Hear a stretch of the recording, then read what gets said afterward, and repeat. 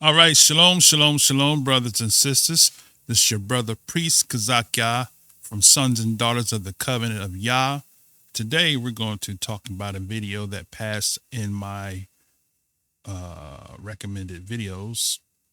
And there are three people on the screen here we're going to talk about. Monique Tucson or Deucin, I think it is, on the left.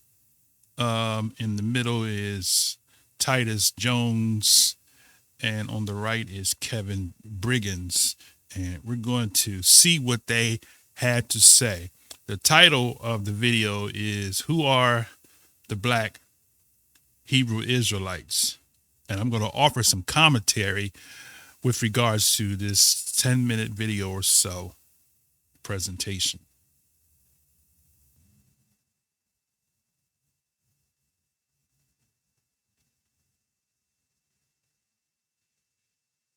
How did you, get started making YouTube content and apologetics? Actually, Vocab Malone wrote this book called Barack Obama versus the Black Hebrew Israelites.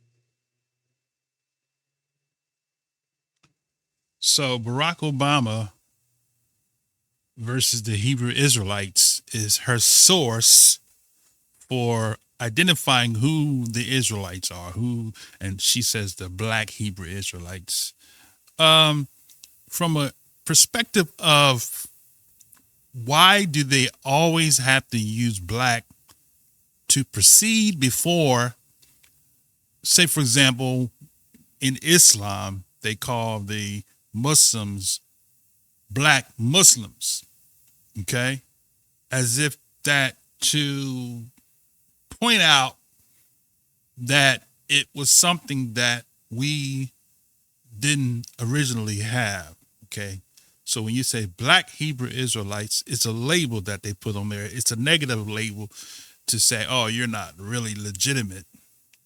You embrace somebody else's, and she's going to talk about that in this video. So let's continue. And he actually encouraged me. He's like, yo, you should start. And he actually encouraged me. He's like, yo, you should start a channel. I'm like, I don't know enough to start a channel, but that was the initial encouragement. So thank you, Vocab. So what she just said was Vocab Malone was the one that encouraged her to start a channel. So Vocab had an agenda, okay? You want to attack people, you use the people that look like them to attack them. That's pretty crafty, isn't it? It's kind of like what Malcolm X said. Malcolm X said, but whenever a black man stands up and says something that white people don't like, then the first thing that man does is run around to try and find someone to say something to offset what has just been said. There's the quote. Remember this quote. But whenever a black man stands up and says something that white people don't like, then the first thing that man does is run around to try and find somebody to say something to offset what has just been said.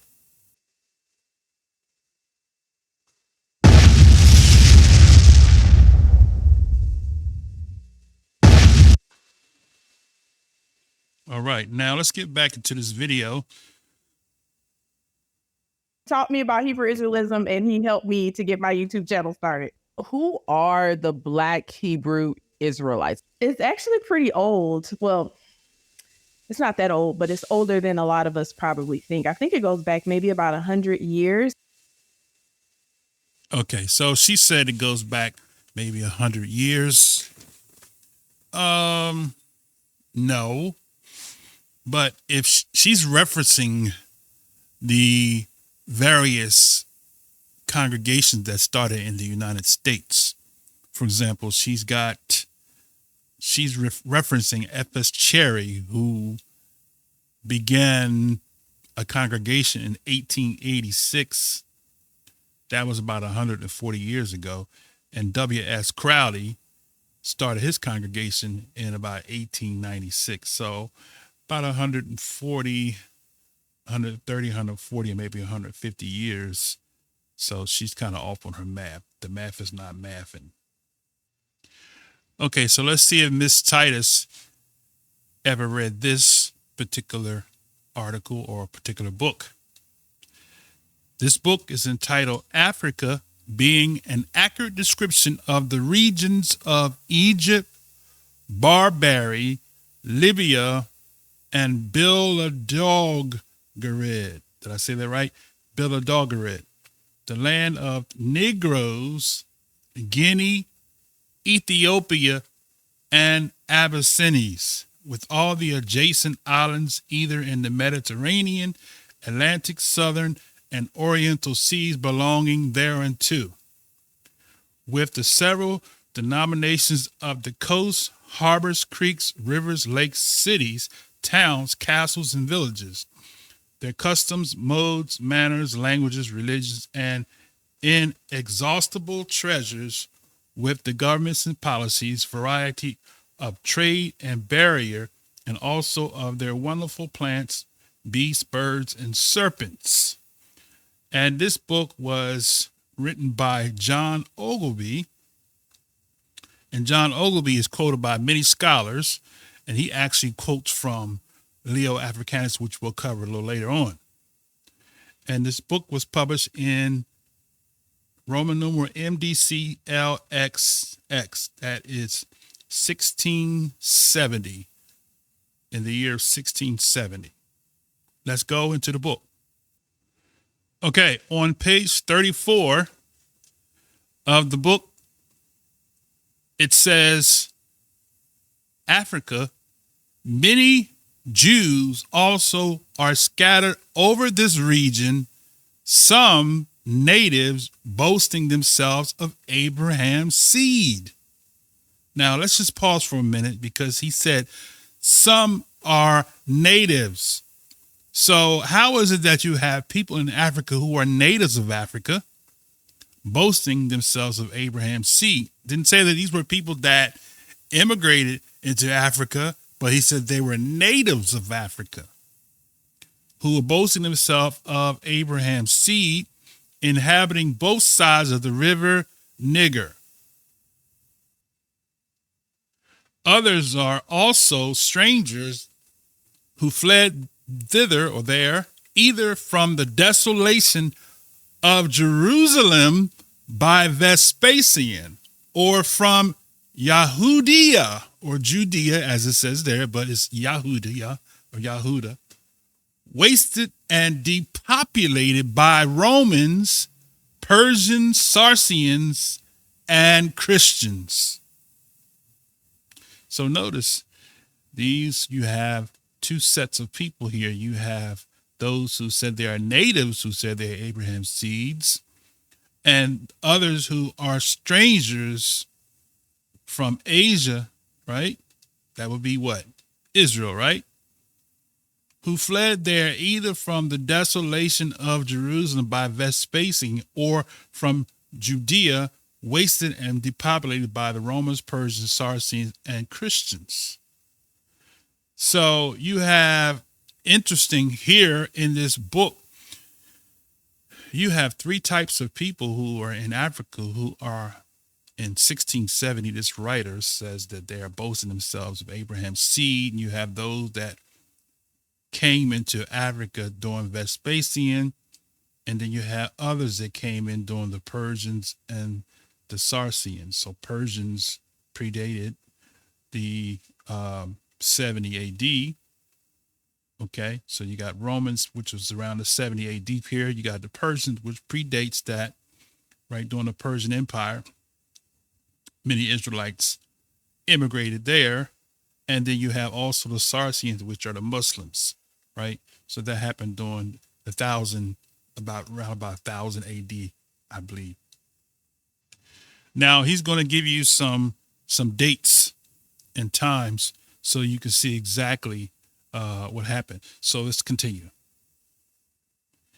He says, or else such as came out of Europe, whence they were banished, right? Now, some would say, oh, see that? That proves that the Ashkenazi are included in that. No, it does not. It says that they were banished from Europe. Okay. So Israelites went into Europe too as well, the original Israelites. It's not talking about the Ashkenazi. Okay. But let's continue. Whence they were banished, it says, out of some parts of Italy in the year of 1342, out of Spain in the year of 1462. So we know about the Spanish Inquisition and the exporting of the Hebrews out of Spain and Portugal. And then it says out of the Low Countries in 1350, and out of France in 1403, and out of England in 1422. He says, these all differ in habit and are divided into several tribes, having no dominion, though both wealthy and numerous, but despised of all nations, and so abominated by the Turks that they are not admitted to be Mohammedans unless first baptized, and then no otherwise made use of than to receive their customs and gather in their taxes. How about that?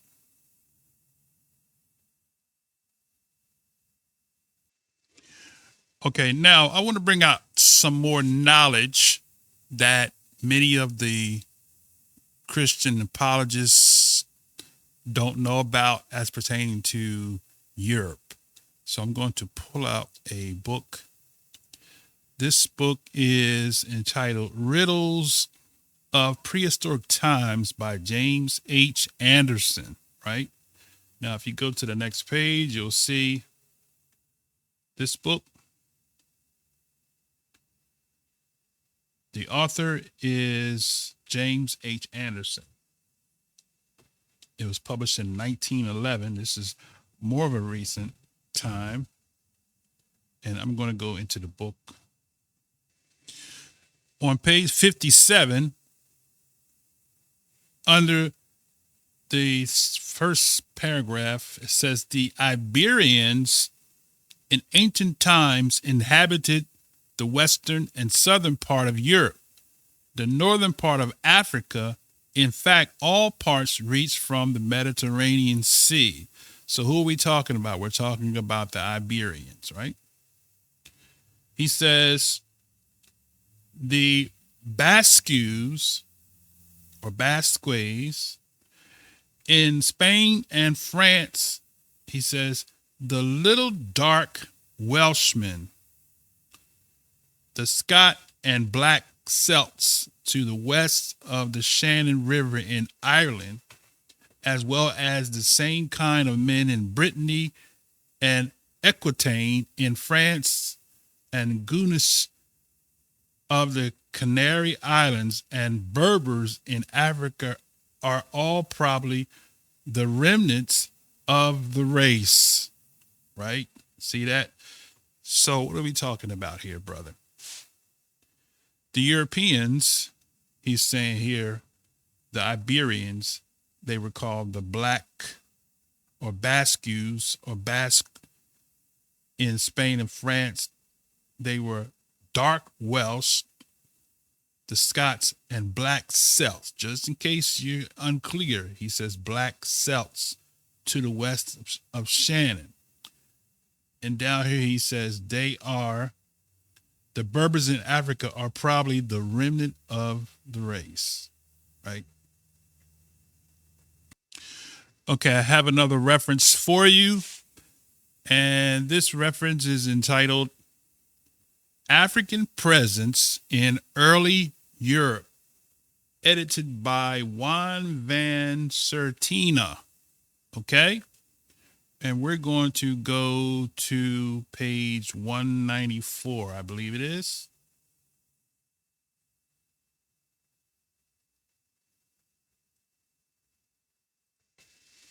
Okay, right at the top of the page, right here, 194, it says, like Spain, Portugal experienced similar conditions as far as blacks and mulattoes were concerned.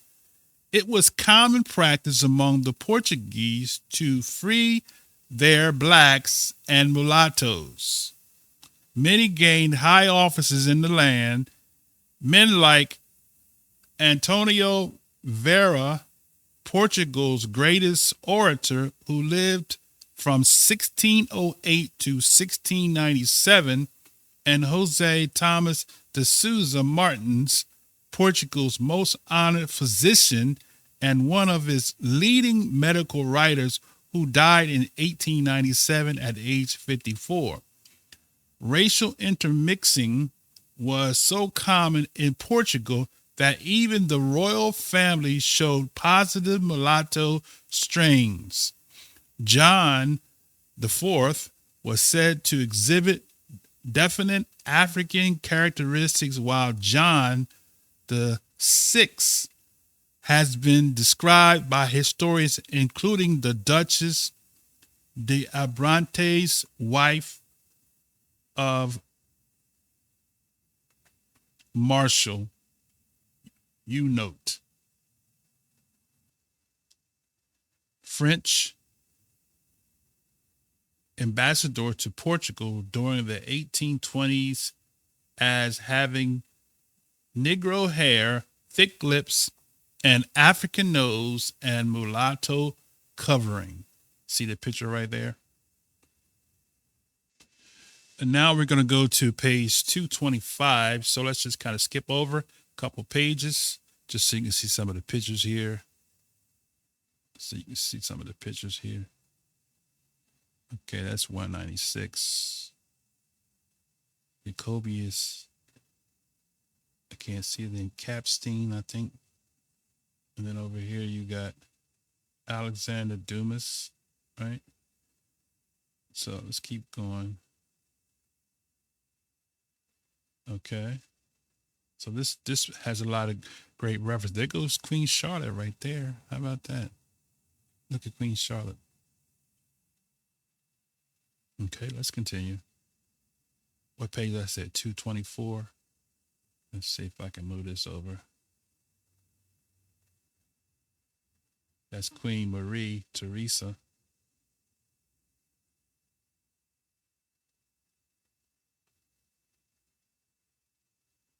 We all know that famous picture there, right? And some of these images are in J.A. Rogers' book, Sex and Race and Nature Knows No Color Line. Let's go to page 2. I think I said 224. Okay, 225. It says both Gomez and Squire contend that this race has never been completely eradicated from the Isles. This contention is upheld by the Roman historian Pliny, who first saw the Britons. Who did he see? The Britons in the 2nd century AD. So when did he see the Britons?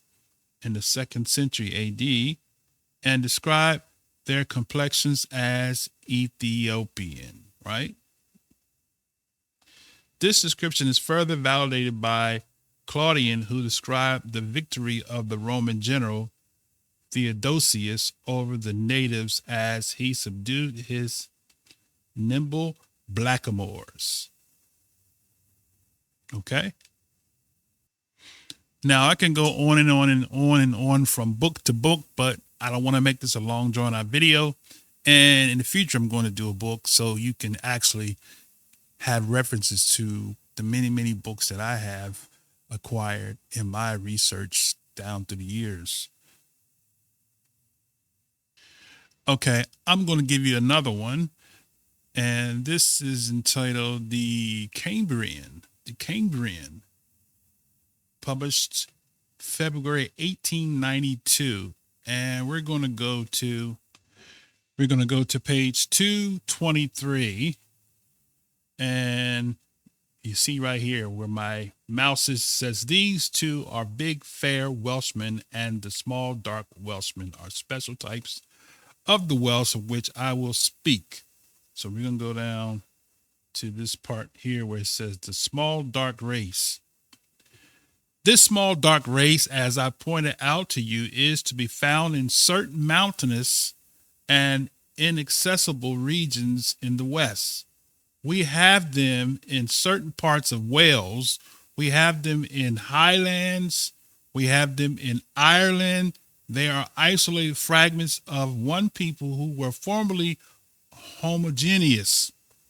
Supposing we turn our attention to the mainland of Europe, we find that at the very beginning of history, let me say that again, at the very beginning of history, one more time, at the very beginning of history, the small dark race inhabited the whole of the region in France from the river of Loire as far east as the Cevennes, including all the area which is drained by the Garonne and its tributaries. Okay, now we're going to read this part again, okay, just in case you missed it, okay? This is on page 223. It says, these two, the big fair Welshman and the small dark Welshman, are special types of Welsh of the which I will speak. Now watch what he says. We're going to scroll down on page 223. We're going to start in this paragraph here where it says the small dark race. This small dark race, as I pointed out to you, is to be found in certain mountainous and inaccessible regions in the West. We have them in certain parts of Wales. We have them in the Highlands. We have them in Ireland. They are isolated fragments of one people who were formerly homogeneous, right? So just in case you don't know what homogeneous means, let's look at Wikipedia. Homogeneous, consisting of parts that are the same, uniform in structure or composition. Okay, so now that we got that out the way, let's go back to the book. So he says that they are homogeneous, right? Supposing we turn our attention to the mainland of Europe, we find that at the very beginning of history, let me say that again. We find that at the very beginning of history, one more time, we find that at the very beginning of history, the small dark races inhabited the whole of the region of France from the river of Loire as far east as the Cevennes, including all the area which is drained by the Garonne and its tributaries. We have most conclusive evidence that from the early records left behind by the Romans and Greeks, we know that the region was inhabited by a people known to who? Known to the Greeks and Romans under the name Iberians or Aquitanians. Practically, to all intents and purposes, one and the same set of similar dark folk. Well, let us turn to the area of Spain. These small dark people at the beginning of history were matters of the great part of Spain and Portugal. How about that? Now, I must show you this here, the source of some of the history. This is from my slide presentation, the Cambrian National Monthly, and this author by the name of William Boyd Dawkins, right? He lived from 1837 to 1929. He wrote, right? If you see on the side here, it says that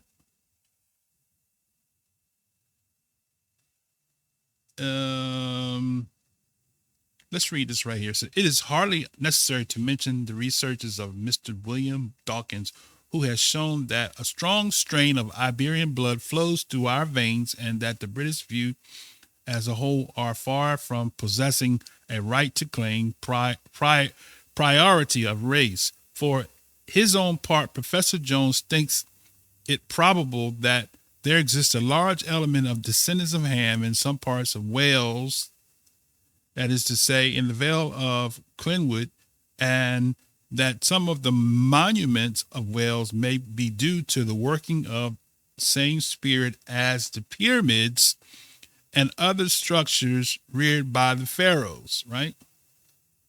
On the right, it says here, this is the Eastern legend. It says, Europe, while Poshi goes so far as to fix in the Rokitno marshes to come to the narrower spear, it is hardly necessary to mention the researches of Mr. Boyd Dawkins. Okay, I already read that part there. Okay, I see it's right here.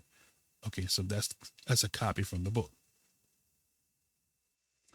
So I admonish you to get that book, The Cambrian National, and you can get that free book off of Google Books.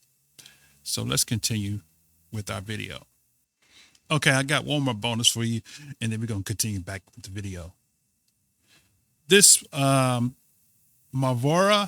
Mahandi Philippi, this is one of the very few unknown historical figures. It says a beautiful early engraving of sub-Saharan king. So he was a sub-Saharan king, right?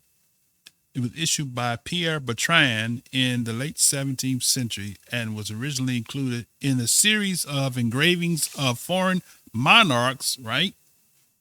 He was a monarch. The engraving is of Marvura Mahandi Philippi, who reigned as Minwen-Mutapa, the king of Mutapa, from 1629 to 1652. He was converted to Christianity and put on the throne by Portuguese after the previous Minwen-Mutapa Yambu Kambaradze had laid a failed uprising against the colonists. The long French caption below the portrait gives a brief account of the size and wealth of his kingdom, which covered modern-day Rhodesia, Clara, Mozambique, and part of South Africa. It also records the year of his baptism in 1631. Okay? Just a little extra. Now we're going to go back into the video.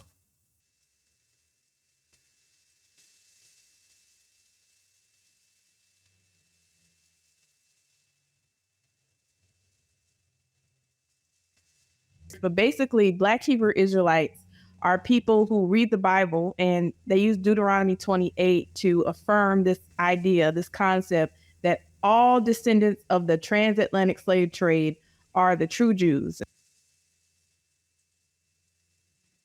Okay, so I posted a scripture because so much that the Christian apologists don't comprehend is that prophecy forecast or foretold the history of what will become of the people of Israel. Okay, so Deuteronomy 28 is only one place that you can go to among many prophecies. Over and over again, there are various different prophecies. And this particular passage I chose because it's actually talking about the return. The Messiah talked about that he would send the angels to the four corners to gather the elect from the four corners in Matthew's 24th chapter, I believe it is. And this Isaiah 60:9 is actually foreshadowing, prophesying that the people who were led captive into all nations are going to be gathered back from the nations. So Isaiah 69 says, surely the isles wait for me and the ships of Tarshish. Now remember, in Deuteronomy chapter 28, which is what she quoted, it said that the ships would take Israel will go back to Egypt in ships, and from there would be sold to the enemies. Now, and no man shall buy you. Now, that's not a contradiction because it says that Israel would be sold, right? The emphasis should be on sold. Let's look at it real quick. It says, Yah shall bring you into Egypt again with ships, right? So from a literal standpoint, from the dynamic of his history, the Israelites went back to the physical, literal land of Egypt, but it's twofold. This has a spiritual and a literal, because what the world calls the Old Testament is a shadow of things to come, right? So you got the literal and you got the spiritual, right? Most of my Christian friends, they understand that you have literal interpretation of a text and you have a spiritual meaning of the text, right? So the literal it happened in what the world calls the Old Testament. Even with the Messiah, he says he was the rock that led them, right? So when you go into the second half of the book that the world calls the New Testament, Yeshua is the fulfillment of the shadow. All of the feast days and all of the sacrifices and etc., they are a shadow of him. So he is the spiritual meaning, and the things of old are a reflection or the shadow. So that which was natural is the actual reflection of the spiritual. So let's go back. So let me just say this before I go back. So you can't use spiritual meanings when you want to, and then when you don't want to use it, no, it doesn't mean that, right? So Egypt is a spiritual place as well as a literal place. Okay, let's go back in now. Yah shall bring you into Egypt again with ships by way thereof. So we cannot negate the literal in place of the spiritual is twofold, right? Okay. Yah shall bring thee to Egypt again in ships by the way whereof I spoke unto thee. Thou shalt see it no more again, right? So now this is talking about Israel who left, who was taken in captivity. And as we read in those other books, they were scattered all over the regions of Europe. In the book we read, Africa being an accurate description, right? When he said that many Jews are calling themselves or bragging themselves of being Abraham's seed, right? Now, you shall see it no more again, and there you shall be sold unto your enemies for bondmen and bondwomen, and no man shall buy you. So here's the part where my apologist says, see, it says no man shall buy you, right? And then you can't have both. You can't be sold and not bought, right? That's a contradiction. So if the text says you will be sold, but nobody's going to buy you, right? And now here's the kicker. This is what is done. They use the NIV version to try to rephrase this. Okay, let's show you something real quick. Okay, this is BibleStudyTools.com, Deuteronomy 28, NIV version. It says, and I'm going to read, I don't use that pagan terminology, so we're going to read, and Yah will send you back into ships to Egypt on the journey I said you should never make again. There you will offer yourselves for sale to your enemies. Okay, now, as male and female slaves, but no one will buy you. Okay, now, what's missing in this verse and in the King James version? What's missing? You will be sold, right? So we don't see sold here in this verse here. So, which is kind of, to me, is suspicious, because if it says Yah will send you back into Egypt in ships on a journey I said you shall never make, right? There you will offer yourselves for sale to your enemies, male and female slaves, but no one will buy you.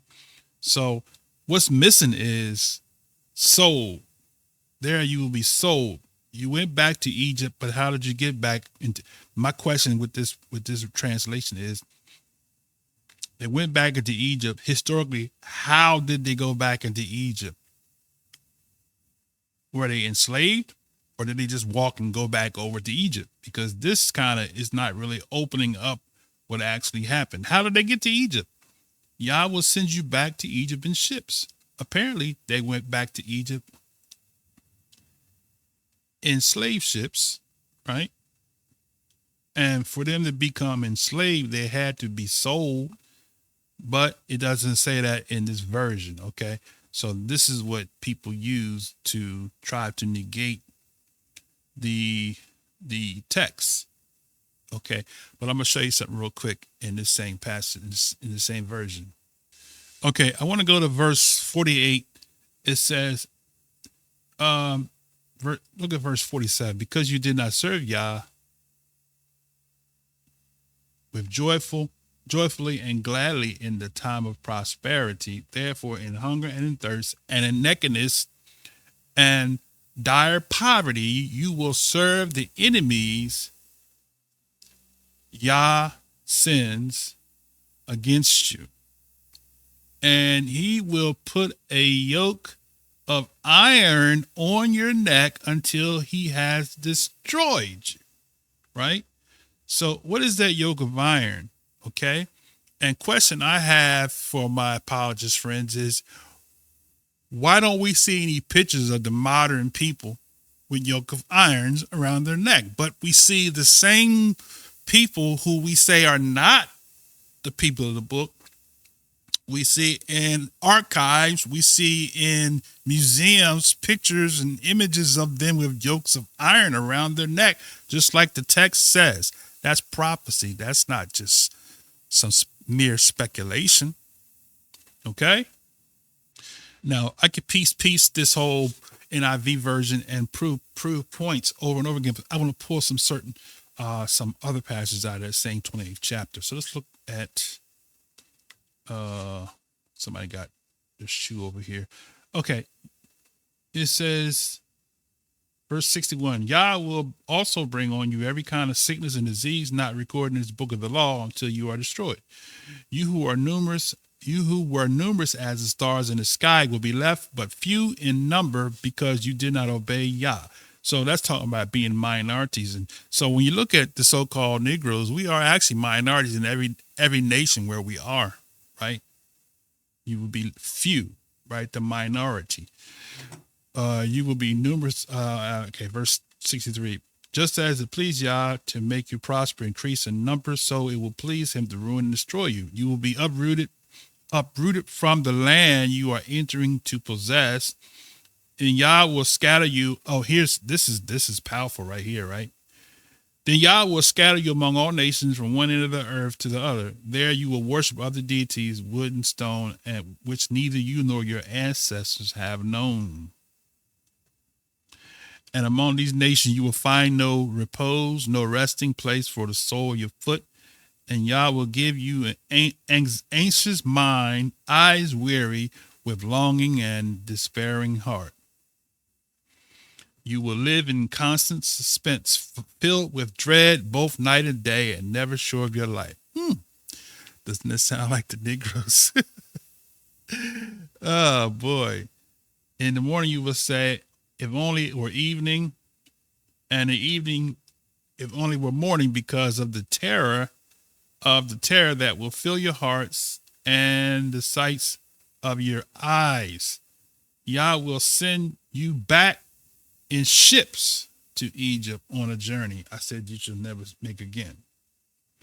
Therefore you will offer yourselves for sale to your enemies as male and female slaves, but no one will buy you.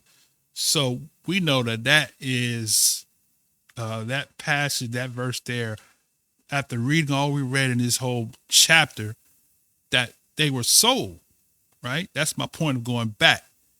This means they were sold. So even though they don't have sold in this verse, But they had to have been sold to go back into Egypt based off of what we read in the previous verses, right? And then you look at it, says, there you will offer yourself to sell for your enemies, male and female slaves, but no one will buy you. That part is there in the KJV. Now, I want to read from the Septuagint version. We're going to go forward in this video. Okay, now this is the Brenton version. In verse 68 says, and Yah shall bring you back to Egypt in ships. Okay, so we agree with that. Both versions says you're going to go back to Egypt in ships, but NIV didn't tell you how you went back, but you went back as being sold as slaves, right? So that part is left out in the NIV. But you had to go back to Egypt in ships, you had to be sold as slaves, because we do know that we read in Josephus' accounts that they were sold as slaves back into Egypt, okay? By the way of which I say, you shall see it again. You shall not see it again, and you shall be sold there to your enemies for bondmen and bondwomen, and none shall buy you. So now, once again, we see it here. You shall be sold to your enemies for bondmen and bondwomen, right? So we know that as a fact that when they went back to Egypt, they were sold, right?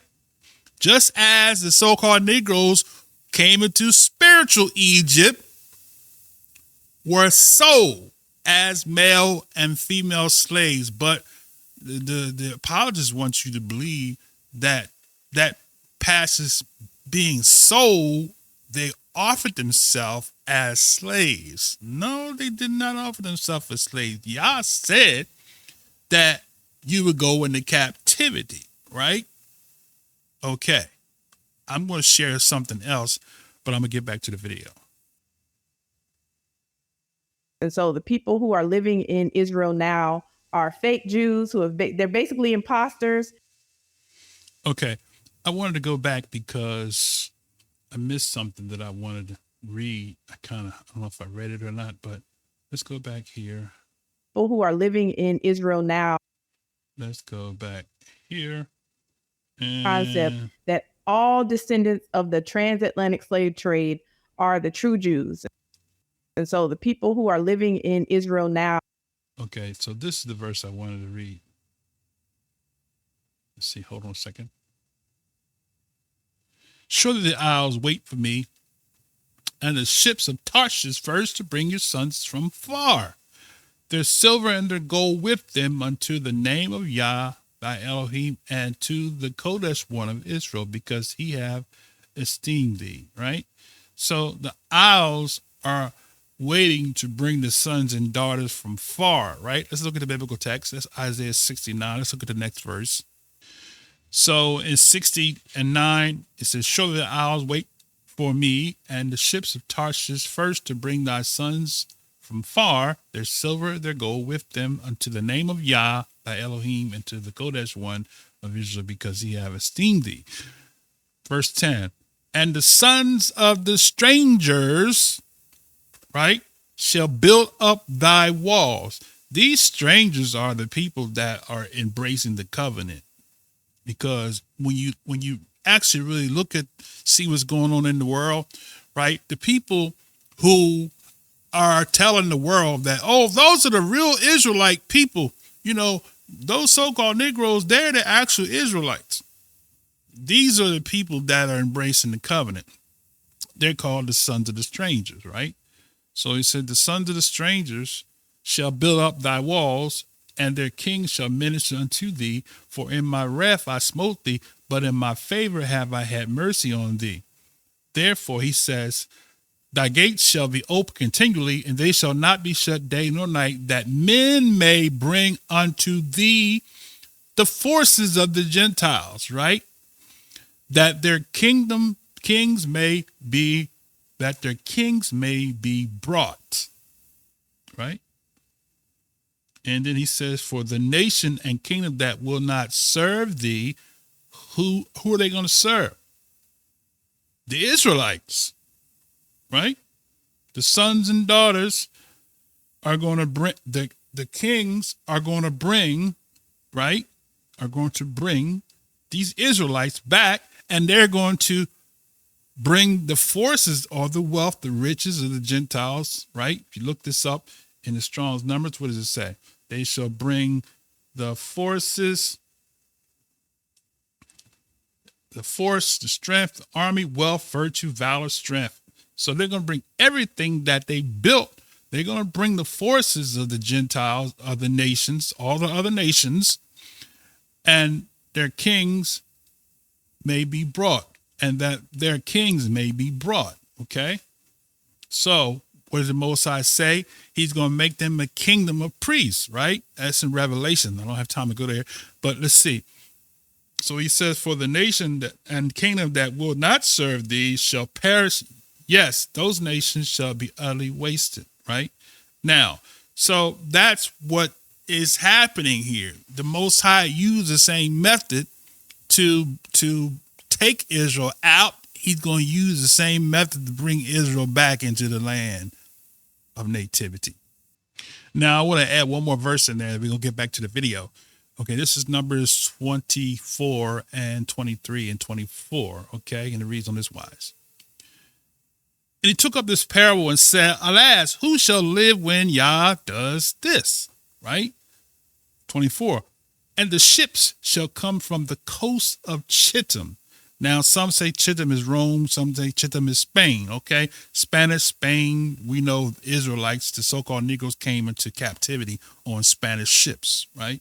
And one of the ships was called the Lubbock, a.k.a. the good ship Jesus. Right. All right. They shall come from the coast of Chittim and shall afflict Asher. Right. That's Assyrian. And Eber. So we read in that book that the Assyrians, right, the Israelites came from Assyria, right? So we see Assyria and Eber. And what did the book say they went? They went into Africa, right?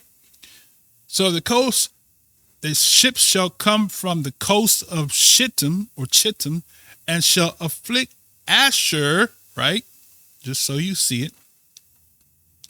Asher, a second son of Shem, also his descendants in the country occupied by them. That is Assyria, right? See that? So Asher, right? And Eber, right? So Eber is also descendants of Shem, and all of the children of Abraham are Eberites, right? And some of the Eberites are not from Abraham, but they're Eberites. They're Shemites, I should say. Okay? Shall afflict Eber, and he also shall perish forever, right? So that is what happens. So you have what the author of the book told us, right? He says, many of the Jews are scattered over this region, some natives boasting themselves of Abraham's seed. Now, here's the part I just mentioned. Others are Asian strangers who fled there after the desolation of Jerusalem by Vespasian from Judea, wasted and depopulated by Romans, Persians, Saracens, and Christians, right? Okay. So we see that they boast of Abraham's seed, and they inhabited and fled on both sides of the river Niger. Or some say Niger, but it's actually Niger. Okay. Now let's go back into the video. And so the people who are living in Israel now are fake Jews they're basically imposters. Okay, now look at the verse there. So it says you can't argue that verse. It's in the book. They're basically imposters.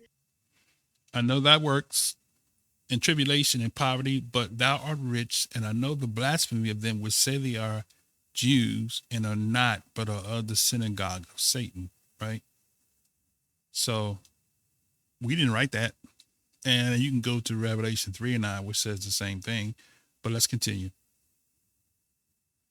They stole our identity. And the reason they know that we are the true Jews is because of the curses. Okay. Now, notice what I have on the screen. You can throw Deuteronomy out the book. Okay? But this Luke 21:24 stands out because some would say, oh, well, that happened. That was the first captivity when they went into Assyrian and to Babylonian captivity. Okay. What about Luke 21:24? Which says, they shall fall by the edge of the sword and shall be led away captive into all nations, right? Led away captive, right? So that's prophecy because you said Deuteronomy 28, they wasn't sold. They offered themselves and no one bought them. Okay. What is that? Yahshua the Messiah wasn't making up his own doctrine, right? So when you see that, it says they would be led away captive, right? Into all nations. Now, let's beat the horse. Let's beat the horse into the ground. Okay. It says they shall fall by the edge of the sword, right? And shall be led away captive. This phrase is shall be led away captive, right? Is 163. It says to make a captive, right? Akamalatos. It says a derivative of the same, a prisoner of war, a captive, right?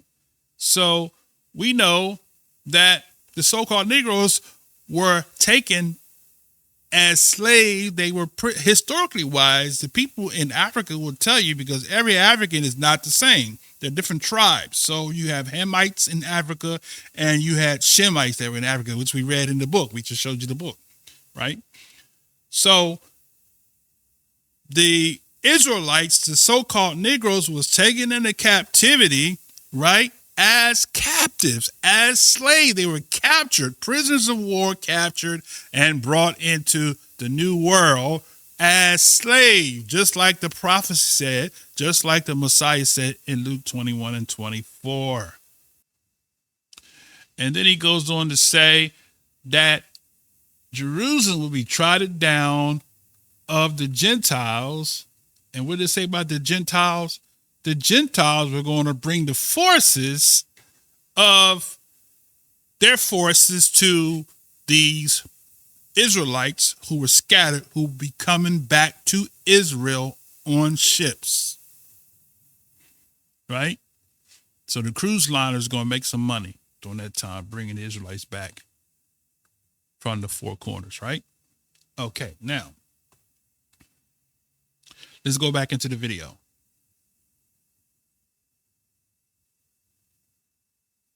Why do you believe it's so popular within the Black community? I think it's a product of identity crisis, for one. Okay, now, identity crisis. Just a little side note. The term identity crisis was first used by Erik Erikson. It is based off of the 8 psychological or psychosocial stages, which includes trust, mistrust, autonomy, shame, doubt, initiative, identity, and intimacy. Okay.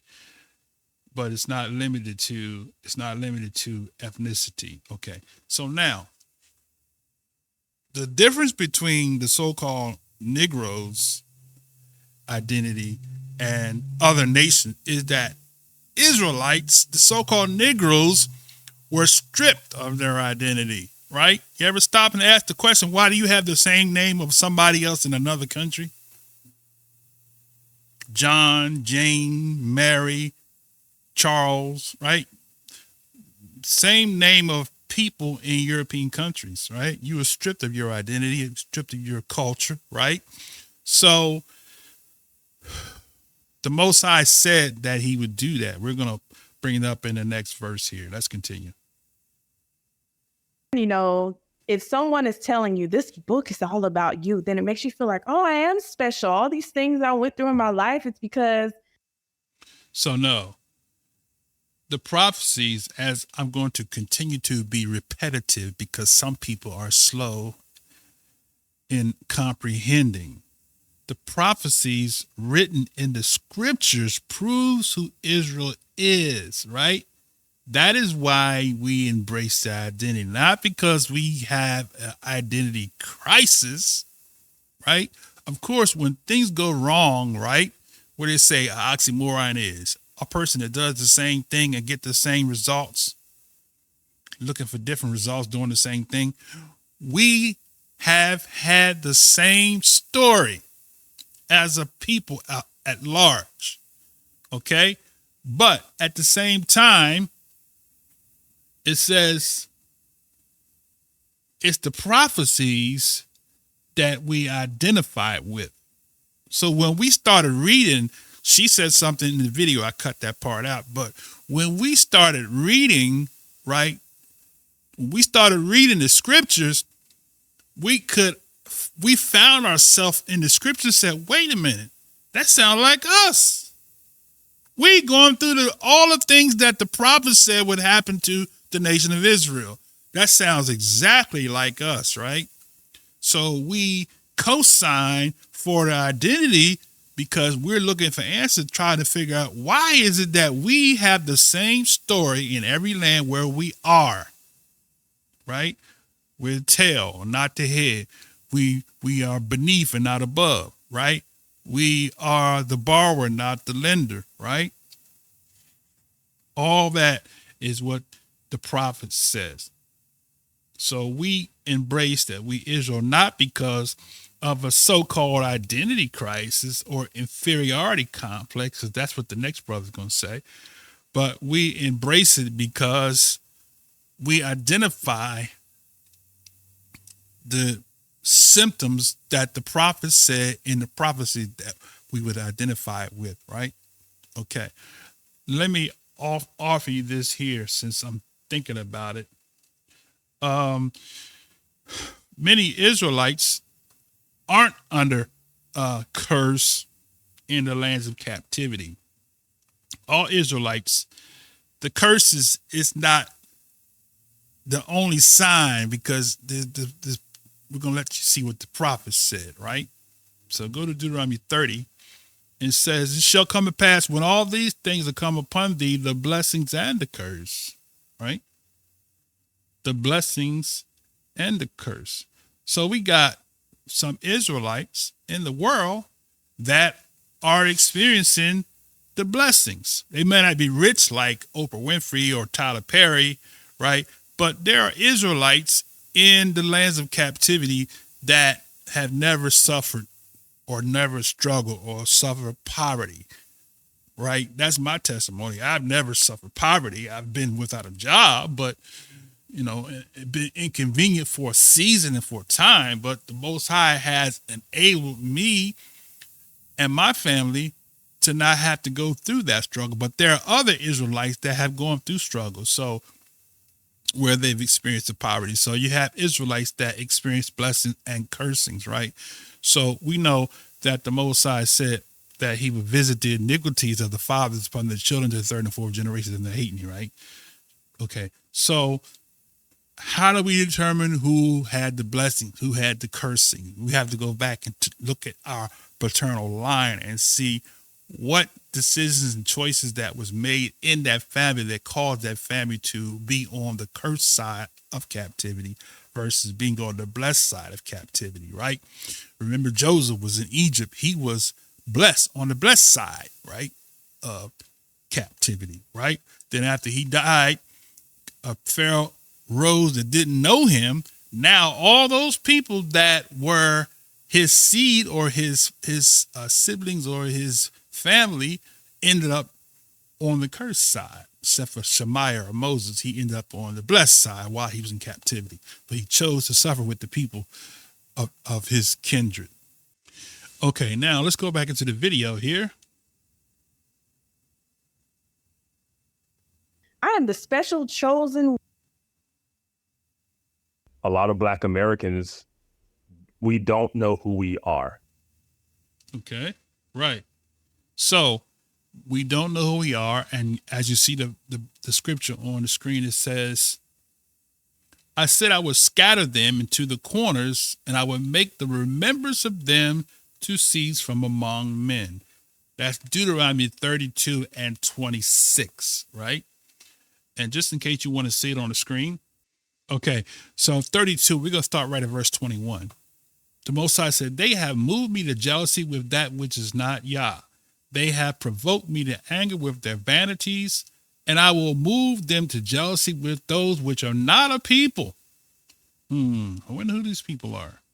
He's going to move them to jealousy with those which are not a people, and I will provoke them to anger with the foolish nation. I wonder who that might be.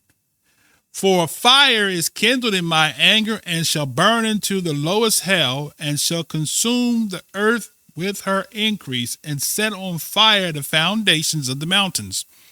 I will heap mischiefs upon them.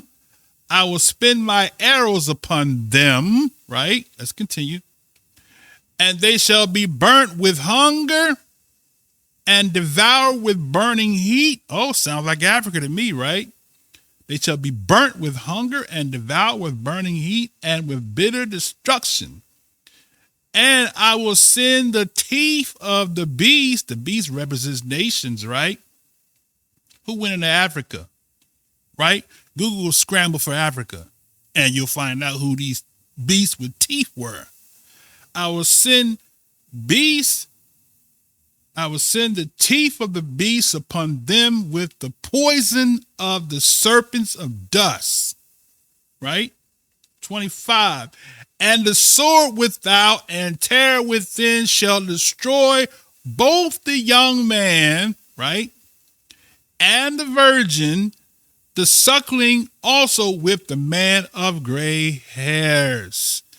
You can't get no more detail than that, brothers and sisters. We're talking about prophecy. He's saying this is going to happen to the children of Israel, right? Whose history is that? Who has it been documented in the archives of history that this has happened in their past? This is their history, right? Okay, let's continue, right? All right. And going back in, he said, and I said I would scatter them into the corners, right? Let's look at this corner here. It says patah, to puff, to blow away, right? I would scatter them into the corners. I will make the remembrance, what's that? 20, Zakar, memento, recollection. Oh, so the Israelites will lose remembrance of who they were? Only the remnant? Only the remnant. Paul talks about that in Romans. Only a remnant, right? Because only the remnant knew. Not everybody, every Israelite didn't remember that they were Israelites, right? We lost, it says here. Look at it. I would scatter them on the corners, and I would make the remembrance of them to cease from among men, right? Okay. Now, I'm going to throw something else in here, right? Let me just read next verse. It says, were it not that I feared the wrath of the enemy, lest their adversaries should behave themselves strangely, and lest they should say, our hand is high, and Yah have not done all this to us, right? So now I want to go to Psalm 83 because this actually explains why or what happened. So the Most High said in the Psalm of David, the Psalm of Asaph, said, keep not thy silence, O Yah, hold not thy peace, and be not still, O Yah. For lo, thine enemies make a tumult, and they that hate thee have lifted up the head, right? So they hated the enemies hated Yah. This is what they did. They've taken crafty counsel against thy people and consulted against thy hidden ones, right?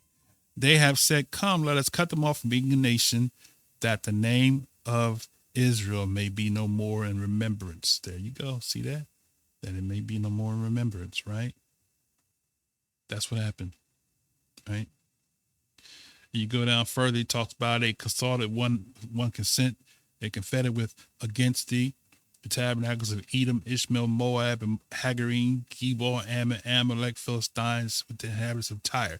Now, for the Christian apologists, these people here, Edomites, Ishmaelites, Moabites, Hagarites, Gebal, Ammon, Amalek, Philistines, Tyre, they are all right in Africa today, right? All right in Africa today.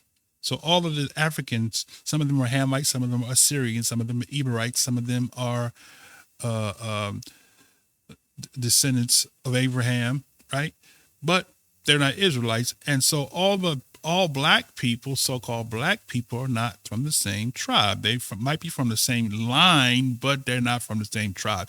And in addition to those that are Ishmaelites, Edomites, Moabites, Hagarites, Gebal, Ammon, Amalek, and Philistines, Tyre, some of them also are Hamitic, descendants of Misraimites or Egypt, and descendants of Cush, Ethiopia, and descendants of Libya and Foot, Libya, and Canaan. On Canaan, actually, let me show you something that you didn't know, because a lot of people, I'm covering a lot of history here because a lot of people don't know these type of things, right? So Israelites mixed with the other nations, right? Israel mixed with the other nations, right? Israel mixed with the Canaanites. If you go to Judges chapter 3, Judges chapter 3 tells you that Israelites dwell amongst all those descendants of Ham, which is the Canaanites, right? So look at Canaan. We already know that Israel came out of Egypt and it was a mixed multitude. So you had Israelites that married the Egyptians. As a matter of fact, Joseph, one of the 12 tribes, married an Egyptian daughter, the priest of On, right? Azenaph, and she gave him Ephraim and Manasseh, right? Go figure that one, right? Then you look at Judges chapter 3, right? Let's pull up real quick. Let's just pull it out. Judges 3 says, now these are the nations which Yah left to prove Israel by them, as many as Israel had not known all the wars of Canaan, only that the generations of the children of Yasharal Israel might know to teach them to war, at least such as before knew nothing of thereof, namely the 5 masters of the Philistines, Canaanites, Sidonians, Hivites, and that dwelt from Mount Lebanon, from Mount Baal Hermon, unto the entering in of Hamath or Hamath, right? And they were to prove Israel by them who, whether they would hearken to the commandments of Yah, same as today. We're told commandments, the law's over, the law's done. But they were to see whether Israel would hearken to the commandments of Yah, which he commanded their fathers by the hand of Shemaiah or Moses. The children of Israel dwelt amongst the who? Canaanites, Hittites, Amorites, Perizzites, Hivites, Jebusites. They did what? They took their daughters to be the wives, gave their daughters to the sons, and served their deities, right? So we see that Israel mixed with Hamitic people, right? So we can't discount that, because the scholars tell us that Ham was the father of dark races of people. We know Zondervan says that, right? Except for the Negroes, right? So we know that Israelites mixed with the whole nation, the Hamitic descendants of Ham, okay? But just in case you're not clear and concise on that, if you go to Genesis chapter 10, always remember 10 is it's table of nations. 10 is the completion, the 2 hands, right? 5 on one side, 5 fingers on one side, 5 on the other. 10 fingers, 10 toes, right? 10 is the complete number of nations, right? So you got chapter 10, and in chapter 10, let's pull it out real quick and we'll get back to the video. Okay, so if you go down to Ham, you see sons of Ham were Cush, right? Cush is Ethiopia, right? We know Moses married Ethiopian, right? We know that she gave him 2 sons, Gershom and Eleazar, right? So we got Mizraim, as we talked about that. Israel mixed with the Egyptians, upper and lower, which includes the Nubians, right? Foot is North Africa, right? We read also in the book talking about how the Israelites were scattered all over the land, right? In Africa being an accurate description. And Canaan, right? Canaan is the same land that became known as Israel. So the Israelites married the Canaanites. They married the Mizraimites, the Ethiopians. And then when they got into the land of Africa after they fled, they intermingled and married amongst the Foothites, Libyans, and some of them went back to Egypt already were there. They began to continue to mix with the Mizraimites while they were in the land of Mizraim. Just like it said in Deuteronomy 28, they went back to Egypt in ships, right? So, interesting, huh? So that's the sons of Ham. You got Cush. Cush begot Sheba, Havilah, Sapta, Rama, Saptaka, and the sons of Rama are Sheba and Dedan, right? Cush begot Nimrod, right? Nimrod, we're going to cover that in the later part of this video. Nimrod was the father-in-law of Abraham. So Abraham's mother was a Cushite. But I digress. Let's go back to the video.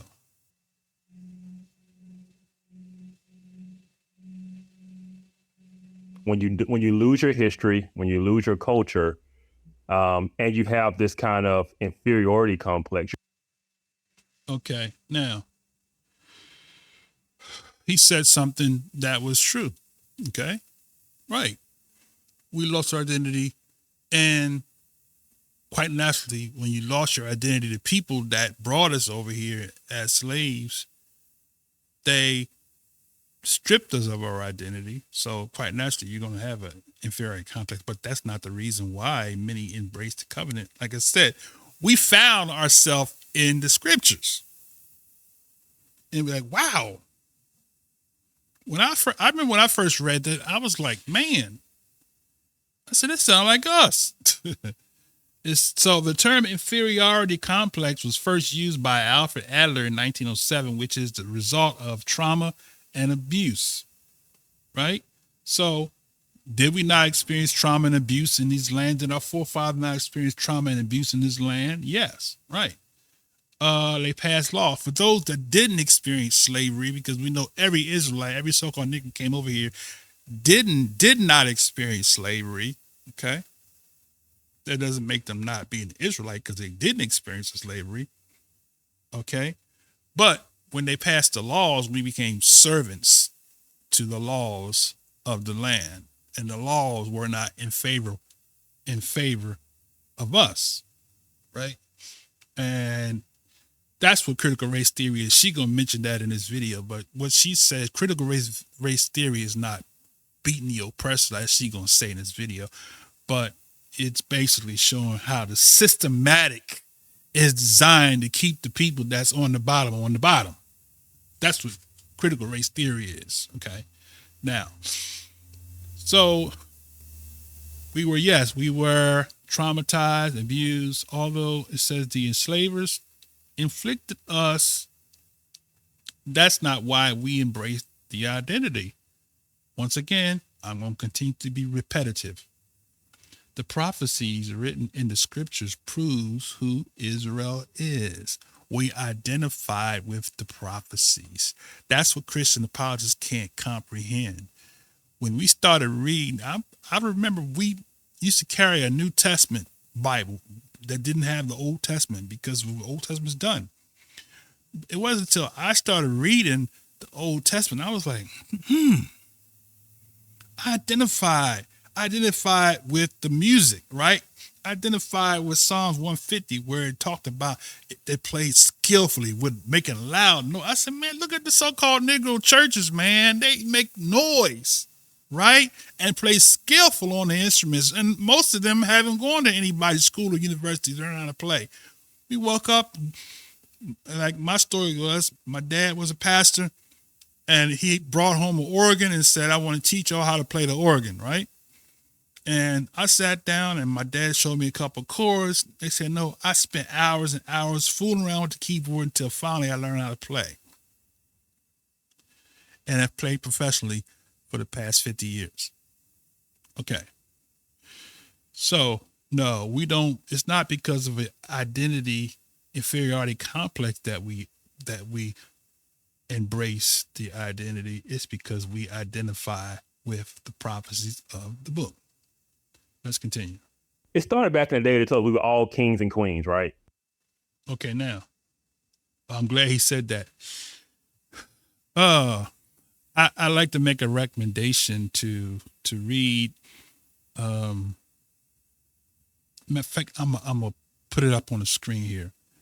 I said, if you look at the Library of Congress website, I said, this is me writing. They know we came from kingdoms in Negro land.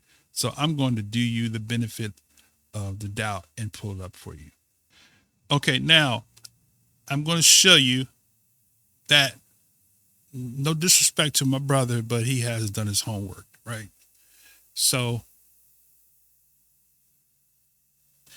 this is the Library of Congress.gov or LOC.gov, item /2018 585377. It says here, a new and accurate map of who? Negroland. And the adjacent countries, also Upper Guinea, showing the principal European settlements and distinguishing WCH belong to England, Denmark, Holland, and the like. The seas and the rivers being drawn from surveys and best modern maps and charts regulated by Astrum observance. So if you go to that link there and you click on view the enlarged image, what populates? A map populates. How about that? So you can blow it up full screen. Look at that. You can scroll in and out. How about that? Look at that. You can scroll in and out. Now I want you to see right here, it says Negro land, right? So in these Negro lands, you got kingdoms, right? You got right here, it says Kingdom of Tumbut. Okay. Kingdom of Bito, Kingdom of Duma, right? Kingdom of Agande. So all these kingdoms in Africa, right? You see. But now if we go back down here to Negroland, you'll see Kingdom of Gago, right? Okay. And then now let's go right in here where it says Upper or Proper Guinea, right? So if you go and zoom in, look at what we see. The Kingdom of Judah. Let me zoom in some more. The Kingdom of Judah or Ouida. It says Slave Coast. Ouida, Judah. So, my brother, with all due respect, you need to go back and do some homework because, yes, it's not a fable. And I'm going to show you something in a minute that was where they get this from. But you actually go to the Congress, Library of Congress map or website, there are other books on the site as well. Now, so this is a continuation of history, okay? Because my brother, no disrespect to my brother, in all due respect, but brother, you got to dig a little deeper because we do have a history and we wasn't making up a history, right? So I'm going to show you this reference. This reference is Leo Africanus. And the reference, the book is entitled The History and Description of Africa and of the Notable Things Therein Contained. It was written by Al-Hassan ibn Muhammad al-Wizaz al-Fazi. It says a Moor. He was a Moor. Baptized as Giovanni Leone, but better known as Leo Africanus. Done into English in the year of 1600 by John Pori. So the year of 1600, this book was written in the year 1600, right? By Leo Africanus, but it was published before that, but it was written in the year 1600. Let me just kind of show you just so you can see who Leo Africanus is. Okay. So Leo Africanus, Johannes Leo Africanus was an Andalusi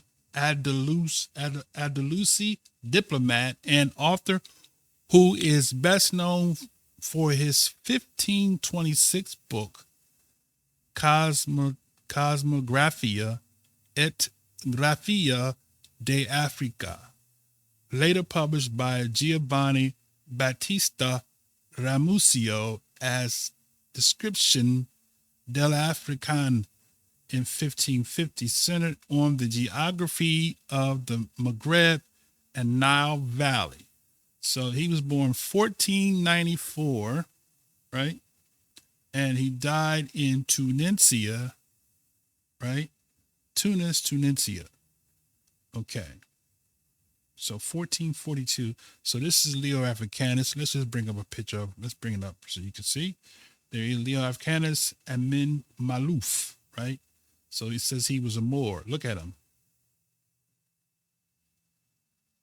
Okay. So he looked like a Negro, the people that he was talking about, right? Here's another picture. That was not him. But look see the difference between him and this guy, this other one they tried to show. Okay, let's go into the book. Okay, this is on page 126. It says, moreover, right at the bottom here, the land of Negroes is divided into many kingdoms, whereof, albeit a great part of unknown unto us, and removed far out of our trade. So what is he saying? We just didn't know. Just like most of our so-called Negroes today just don't know, right? So they didn't know, but he wrote about it. Okay, let's continue. Let's go to the next page. We will notwithstanding make relation of those places where we ourselves have abroad, and which by long experience are grown very familiar unto us, as likewise of some other places from whence merchants used to travel into the same cities wherein myself was then resident, from whom I learned right well the state of their countries. He says, I myself saw, what did he see? 15 kingdoms of Negroes. How about that? So he said he saw 15 kingdoms of Negroes, right? He saw 15 kingdoms of Negroes, right?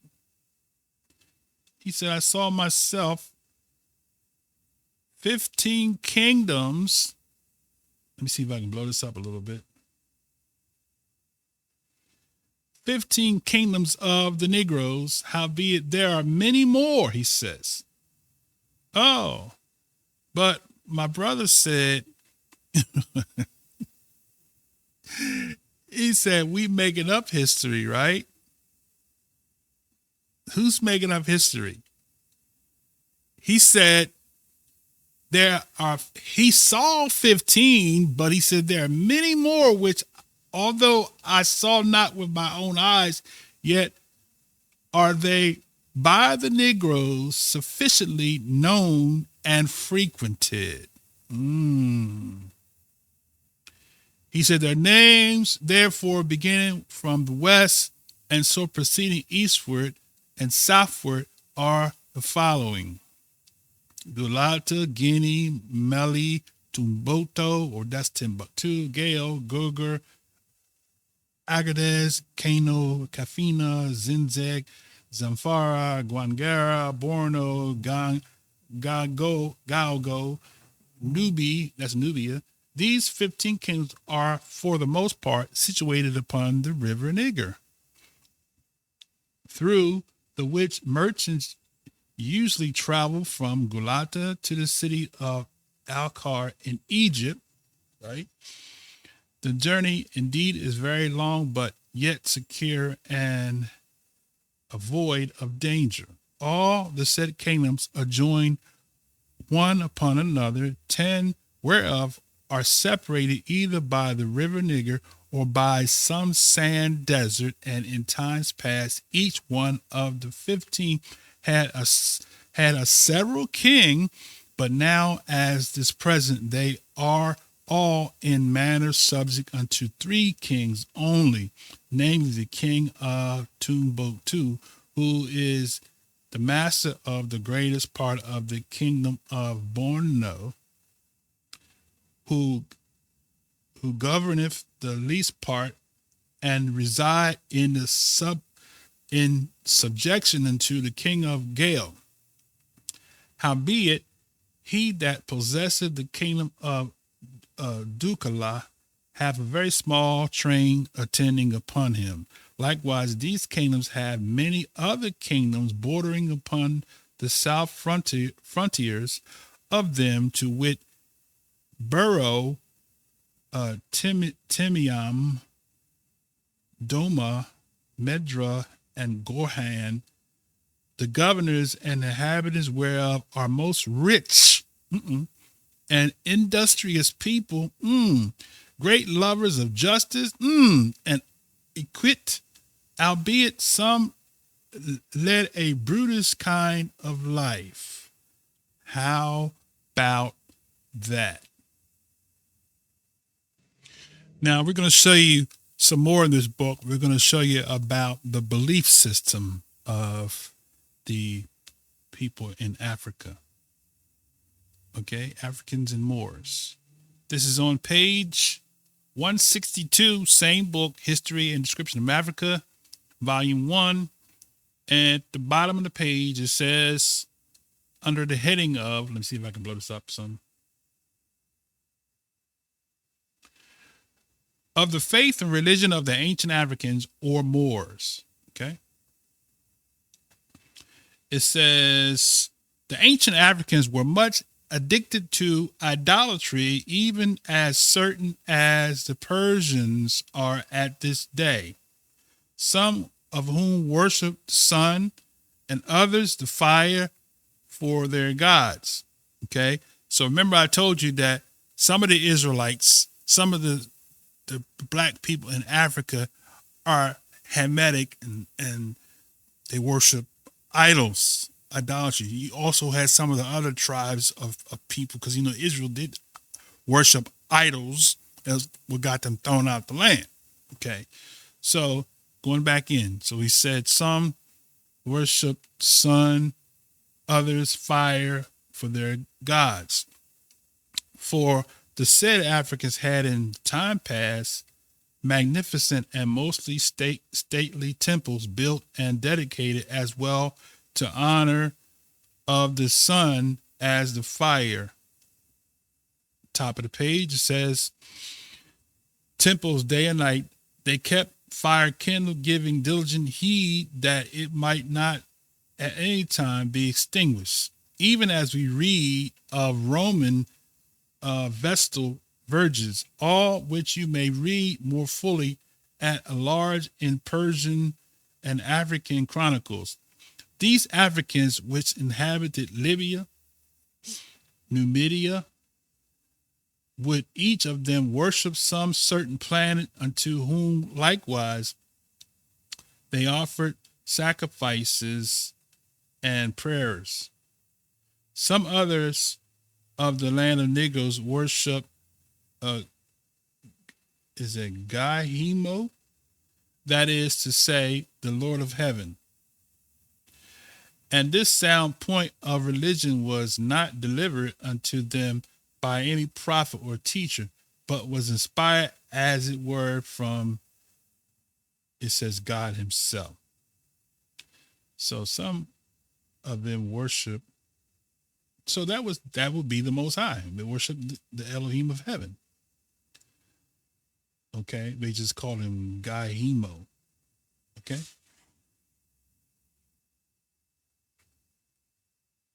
But was inspired, as it were, from God himself. I'm just going to read just how it says. After that, they embraced the Jewish law, wherein they were said to have continued many years, right? Afterwards, they professed the Christian religion and continued Christians until such time as the Mohammedan superstitions prevailed, which came to pass in the year of Hijrah 208. So that's talking about during the time of the Prophet Muhammad. About the time of certain of Muhammad's disciples, so bewitched them with eloquent and deceivable speeches that they allured their weak minds to consent unto their opinion, insomuch that all the kingdoms, look at this now, all the kingdoms of the Negroes alluring unto Libya receive what? The Mohammedan law. Neither is there any region in all of Negro land which have it in its this day any Christians at all. Let me read it again. Neither is there any region in all of the Negroes' land which have in it at this day any Christians at all. At the same time, such as were found to be Jews, Christians, or of the African religion were slain every man of them. Howbeit those which dwell near unto the ocean sea are all of them very gross idolaters, between whom and the Portugal there have been from time to time even hold on.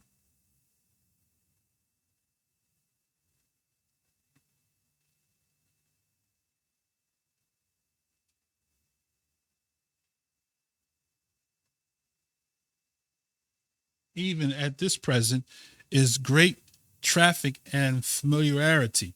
The inhabitants of Barbaric continued for many years idolaters, but before the coming of Mohammed, about 250 years, they are said to have embraced the Christian faith, which some think came to pass upon this association, namely because that part of Barbary which contains the kingdom, I got to go back up to the top.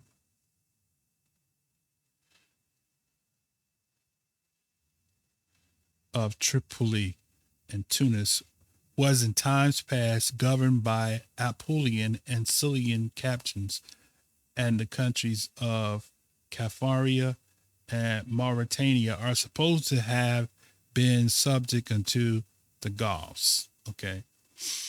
I'm going to stop right there. Okay. We're going to go back into the video and wrap it up. It's always, we're always trying to boost ourselves up of our history. And when you don't really have one, you get to make it up. So, no, we just showed you nobody's making up history. It's been documented and other writers have wrote about it. And as you continue to research and study, you will find out that no, we're not making anything up. Stuff is out there in the public forum for people to know and to see. Okay. So we're not making it up, my brother.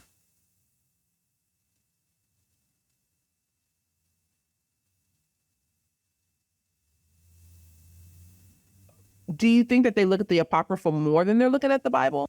They consider it scripture. So to them, it is the Bible. They're from my understanding, they're rooted heavily in Old Testament texts. A lot of them. Yeah. Yeah. And it's completely ripped out of context to anything that has anything to do with the biblical narrative of scripture. It is just onesie-twosie scriptures taken out of context. Like no whole text, no chapters, just a couple of verses here and there. Okay. I'm going to kind of let it play a little bit, but you are making a reference to all Israelites based off of the ones that you've come in contact with. So we don't use a verse here, verse there. We actually teach whole teachings. But let's continue. And they make a whole theology out of, like you say, Deuteronomy, 28 or whatever it is. Like it is so incoherent and just thrown together. If you ever talk to one, they will just randomly throw out random individual onesie-twosie scriptures. Okay. So I already said that. That's the only true of One West camps. But I extend an invitation to you, my brother, Kevin. Is it Briggins? Was it Kevin Briggins? To invite me on to your forum, and we can have a discussion. You can ask me any questions you want to ask about Hebrew Israelites. Hebrew Israelite is a label that many of us embrace. We're sons and daughters of the covenant of Yah is what I embrace. Ethnicity wise, you know, we can trace our descent back, and I think you're going to address that a little later. We can trace our descent back through Abraham. Okay. So from the standpoint of historical and geographic, and biblical, okay, and prophetic, right? So I'm waiting. I'm extending an invitation. I'm waiting. You know, we can have a discussion, and I've offered, I extended to different apologists to invite me. I was ordained as a pastor and elder in the Church of God in Christ, so I know the theology. I still have my handbook, the doctrine of the church, with all of the different doctrines that we had to learn. So, with that said, if you want to have me, if you want to extend an invitation for me to come on your show, just let me know. I make myself available, and I'll be right there. And I have other teachers. We call ourselves Moreem is plural, but Moray, and we all teach the same thing. So those, what I like to call the ABC camps, don't represent the whole totality of the Israelite awakening. There are many that aren't in that same spirit or that vein that you come in contact with. So reach out to us.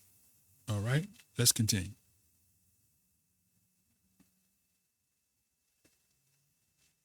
Then how do they get to salvation? Because like you said, it's very law heavy. Mm-hmm. And in the law and in the Old Testament, it was sacrifices. They affirm Hebrews to try to get away from the sacrificial laws and all of that kind of stuff. But really, they don't have an assurance of salvation from what I understand. Okay, now I'm going to pause here because, and don't take this offensively, but most people don't know what salvation is. I said most Christians don't know what salvation is, but most people don't know what salvation is. From the standpoint that most people, when you think of salvation, they think of dying and going to heaven, right? But the Most High's salvation is not just, first of all, where do we find in Scripture where anybody's going to die and go to heaven? Okay, I'm open to a discussion on that. Okay, but that's what the theology teaches: people die and go to heaven, right? So we can't find that in the text where people die and go to heaven. People can apply and make assumptions of this, that, and the other, but that's what most people view salvation as: dying and going to heaven. Or some from the Hebraic standpoint, some people believe that, if I live righteous enough, I'm going to get a seat in the kingdom, which is like, that's the Hebrew heaven. Okay? Going back to the land of nativity to rule with him as kings and priests, right? But now salvation is twofold. It's futuristic and is now, right? So the now salvation has to do with being whole. You know, the Greek word soteria, right? The Hebrew word Yahshua, which means to be preserved, safety, deliverance, right? From all of the enemy in every area possible, right? So salvation is not something that's just, a hope or belief that one day I'm going to die and go to heaven. No, that's not what the Hebraic or what the scriptural salvation is at all, right? Okay, case in point, if I was to do a lesson on that, when the Most High told Moses, I'll leave you with this one here, okay? So in Exodus 14, when Shemaiah or Moses was standing before Pharaoh's army, the Most High said to him, through him, Shemaiah said to the people, fear not, stand still and see what? The salvation of Yah. Okay, that word right there is Yahshua. Now some put the E in there because that's the way it is in the Masoretic or in the Yiddish version, but the sound Yahshua is there. So even though it doesn't have a het in it, YHWH, right? If you look at the word that where they substitute the Lord, you'll see you got the YHWH, right? Yahweh, right? Okay, so you don't have the het in there, but the word, but the same meaning, Yahshua, which is salvation, right? So when you say salvation, what salvation did the Hebrews have when they got delivered from Egypt, right? That was salvation. They didn't go to heaven. They was delivered from oppression and captivity of the Egyptian Pharaoh, right? Now, one other thing I want to bring out in Romans, right? You got in Romans 11. Let's see if I can get there real quick. Romans 11. You go down. It says salvation has come to the Gentiles because of the blindness of Israel. What verse is that? So it's verse 11. It says, I say then, have they stumbled that they should fall? Yah forbid. But rather through their fall, through whose fall? Israel's fall, salvation is come to the Gentiles for to provoke them to jealousy. Remember, we read earlier, the Most High said, I will provoke them with a people that's not a people, right? So now, here it says, salvation has come to the Gentiles. Okay, what is that salvation he's talking about? He's talking about the same thing, having fullness of everything, being safe, being protected, right? Having prosperity and success, all that goes along with it, right? So the Gentiles inherited that which the Israelites lost because they fell, right? So salvation come to the Gentiles to provoke them to jealousy, right? Now watch this. So the next verse kind of explains what that salvation is. Now, if the fall of them be the riches of the world, the fall is the riches of the world. So riches, salvation, right? Riches, prosperity. Look at the word Greek, plotus. Wealth, fullness, money, possessions, right? Abundance, riches. So salvation means that you're whole, meaning that you had everything you need. There's no lack, right?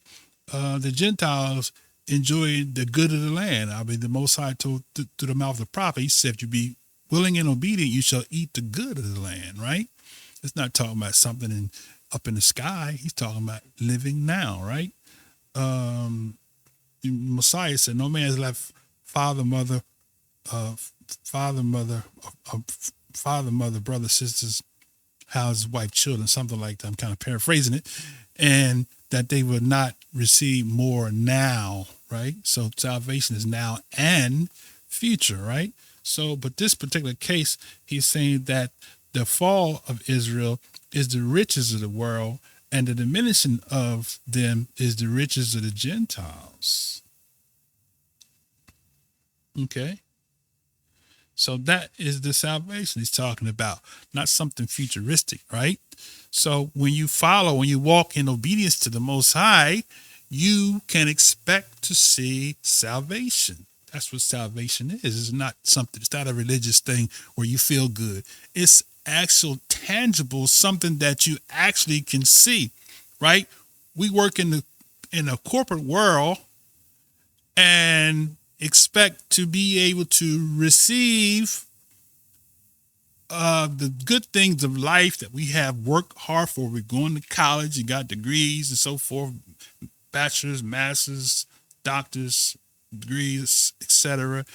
Work in corporations and got 6-figure incomes because we want to have a nice home, nice car. We want our children to have a good life. We want to be able to eat good food, be able to have soundness of mind, be free from oppression spiritually and naturally, right? We want all of that, right? All that is salvation, right? Not just having hope that I'm going to die and go to heaven, right? Okay, so I just want to offer that. So in this, on the subject of salvation, right? I think that a lot of people don't really comprehend salvation, even the people that are trying to give people salvation, right? One of the people that, even though he's extreme, but salvation is not just material, but it is a part of salvation. Creflow, I learned from him years ago, right?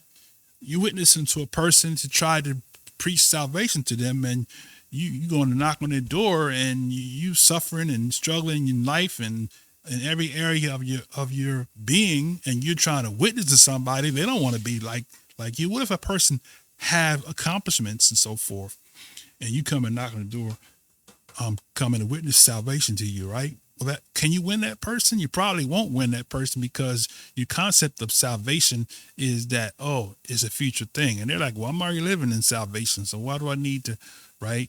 Okay. So I'm open to discussion on that. So if you want to offer me to come on your show, that's one of the subjects that we can talk about. But there's more. So let's get back into the video. It's kind of like most of these other cults. They are heavy on legalism and. So now, from the standpoint of what she said, cult, that word is always thrown out, because anything that goes against what you believe in is a cult, right? So from a standpoint of a cult, let's define a cult, and let's just kind of put that word where it belongs, right? Okay, so just for definition's sake, because this is to help my sister and everybody else that uses that word, okay? So let's look at this word cult. So you have a cult, and you have cult, and you have occult, right? So cult, basically, it says a religion or religious. Let's see if I can blow this up a little bit for the eye's sake. Let's see, let's try that again.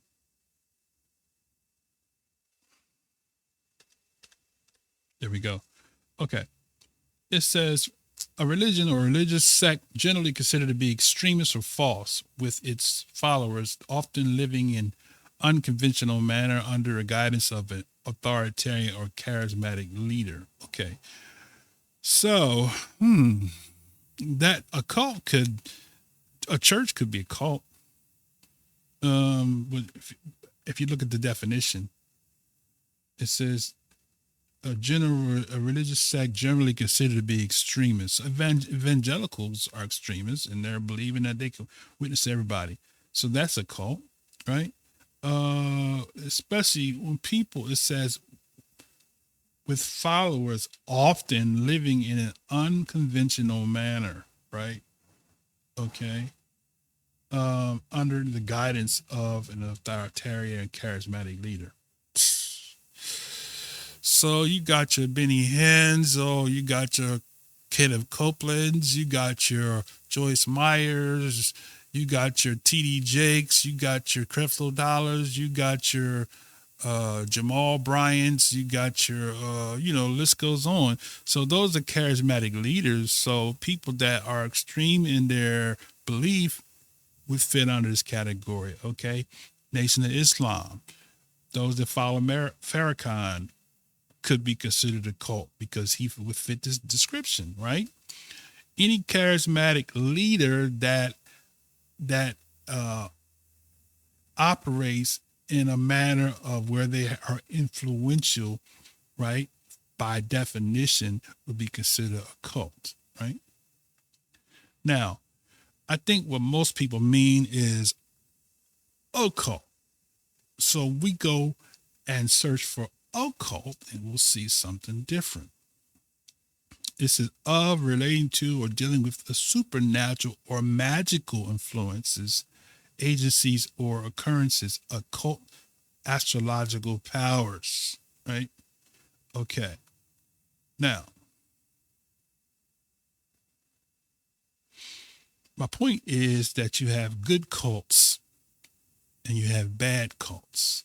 But this occult is bad because it's talking about dealing with supernatural or magical influences. And even with that could fit a lot of different Christian organizations as well as non-Christian organizations. So when we use that word occult or cult, you know, it doesn't mean what we think it means, right? Okay, let's get back to the video.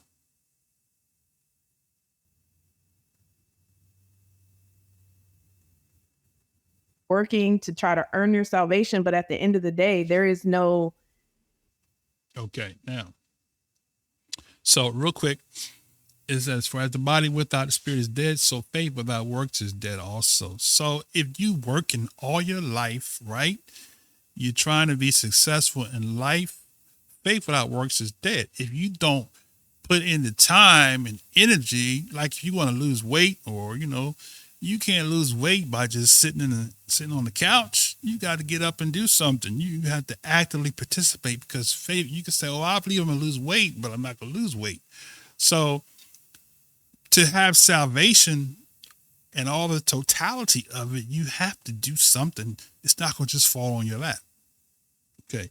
So that's where a lot of people in general across the board, not just Christians and not just Hebrews, but everybody in general, needs to comprehend salvation in its totality. All right. Let's continue.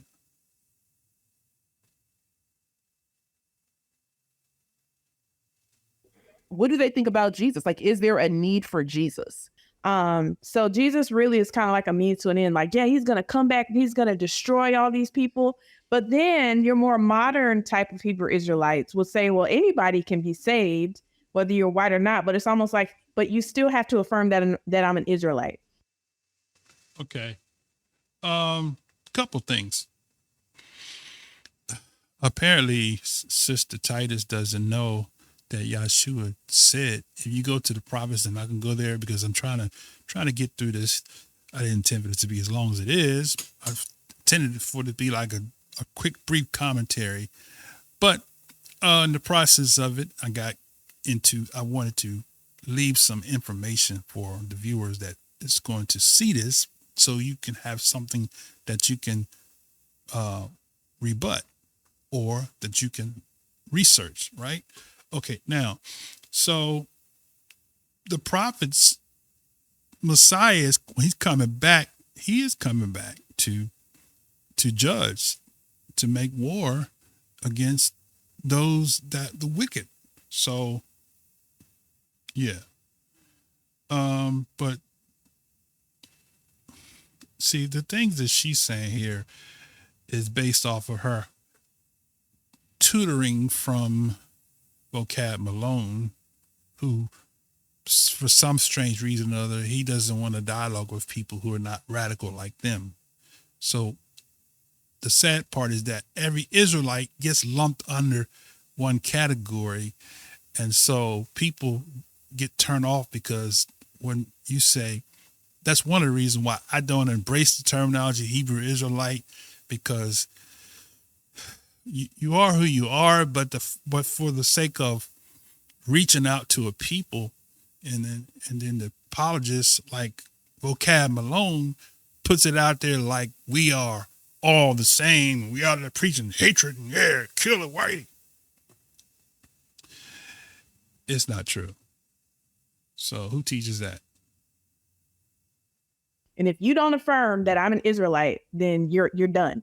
You're done. So who teaches that? So knowledge that Black people are the true Jews is kind of like the gospel that leads to salvation. Yes. Do you have to have the knowledge that Jesus is Black? Because I'm sure they probably have to run to my favorite verse. See, now they're getting messy, and so which leads me to believe that they've gone from being sincere to now being cynical. And okay, either you are sincere or you're not. But the people that will view this video, many of them are sincere and are looking for real answers, not looking to be right, looking to say, that's not true, because you set and you want to believe what you believe all your life. And if that's what you're trying to do, then you're not looking for truth. Then you think that you got it all. Everything that you learned from a kid is right. Then come on now. First, when I was in critical race theory and social justice, it's from Revelations. Like, you see his bronze feet, you see that woolly hair. This mess is woolly. Okay, I'm related to Jesus, and of course, Jesus is black. Mm-hmm. That's what they hold him to. Yeah. See, she's being misleading. It's kind of racist, isn't it? Yeah, she's being misleading. She's bearing false witness. She knows she's misleading people with that statement. She has no shame. What is racist is the false images that we grew up on, right? That's what racist really is. And now that we've embraced that we Israel and we embrace and returning back to the covenant, now we racist, right? But who was pushing the white Jesus at us, right? Remember the episode where Florida Evans on Good Times, when Michael put up a black picture of a Messiah and Florida was upset? Oh, no, right? Oh, take down that picture. Put the one up that we know and love, right? So that wasn't considered racist, but we grew up thinking that, the Messiah was a white man with blonde hair and blue eyes, right? So now, because somebody is saying, oh, no, that's totally off, wrong, 1,000% wrong, now that's racist. That's disingenuous. Let's continue.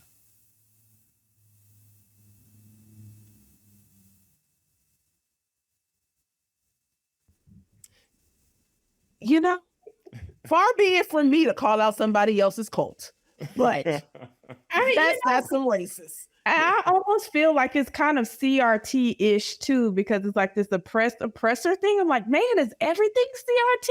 I don't know. It's weird. Yeah. No, so critical race theory is not oppressing the oppressor. It's systematic. And if you're college educated, you should know that. If you actually study critical race theory, you would know that critical race theory is not telling all white people that they're the devil, this, that, and the other. No, critical race theory is attacking the systematic oppression of a people to keep a certain people on top. That's what it is. Systematic. It deals with the laws that are created. It deals with how they appraise homes in certain communities. How, say, for example, one person could have a 7-bedroom house is only worth $150,000, whereas you go to another neighborhood, a 7-bedroom house might be worth $750,000. Right? How is that fair? Because you live in this community, that same size house is worth 3 or 4 times less than the one that's in another community. That's what critical race theory is addressing. Let's continue. I think it's interesting that you mentioned that they hold to the curses of Deuteronomy 28. So does that go back to like the curse of Ham? Yeah. See, she's being deceitful again. No, it's not the curse of Ham. She's being facetious and she's misleading the European. The Europeans started that fable of the curse of Ham. Well, it's not the curse of Ham, right? Okay. Now, if you read this book called The Negro, a Beast, or In the Image of God, the curse was on Canaan, not on Ham. Deuteronomy 28 is not the same. Okay. Now, so the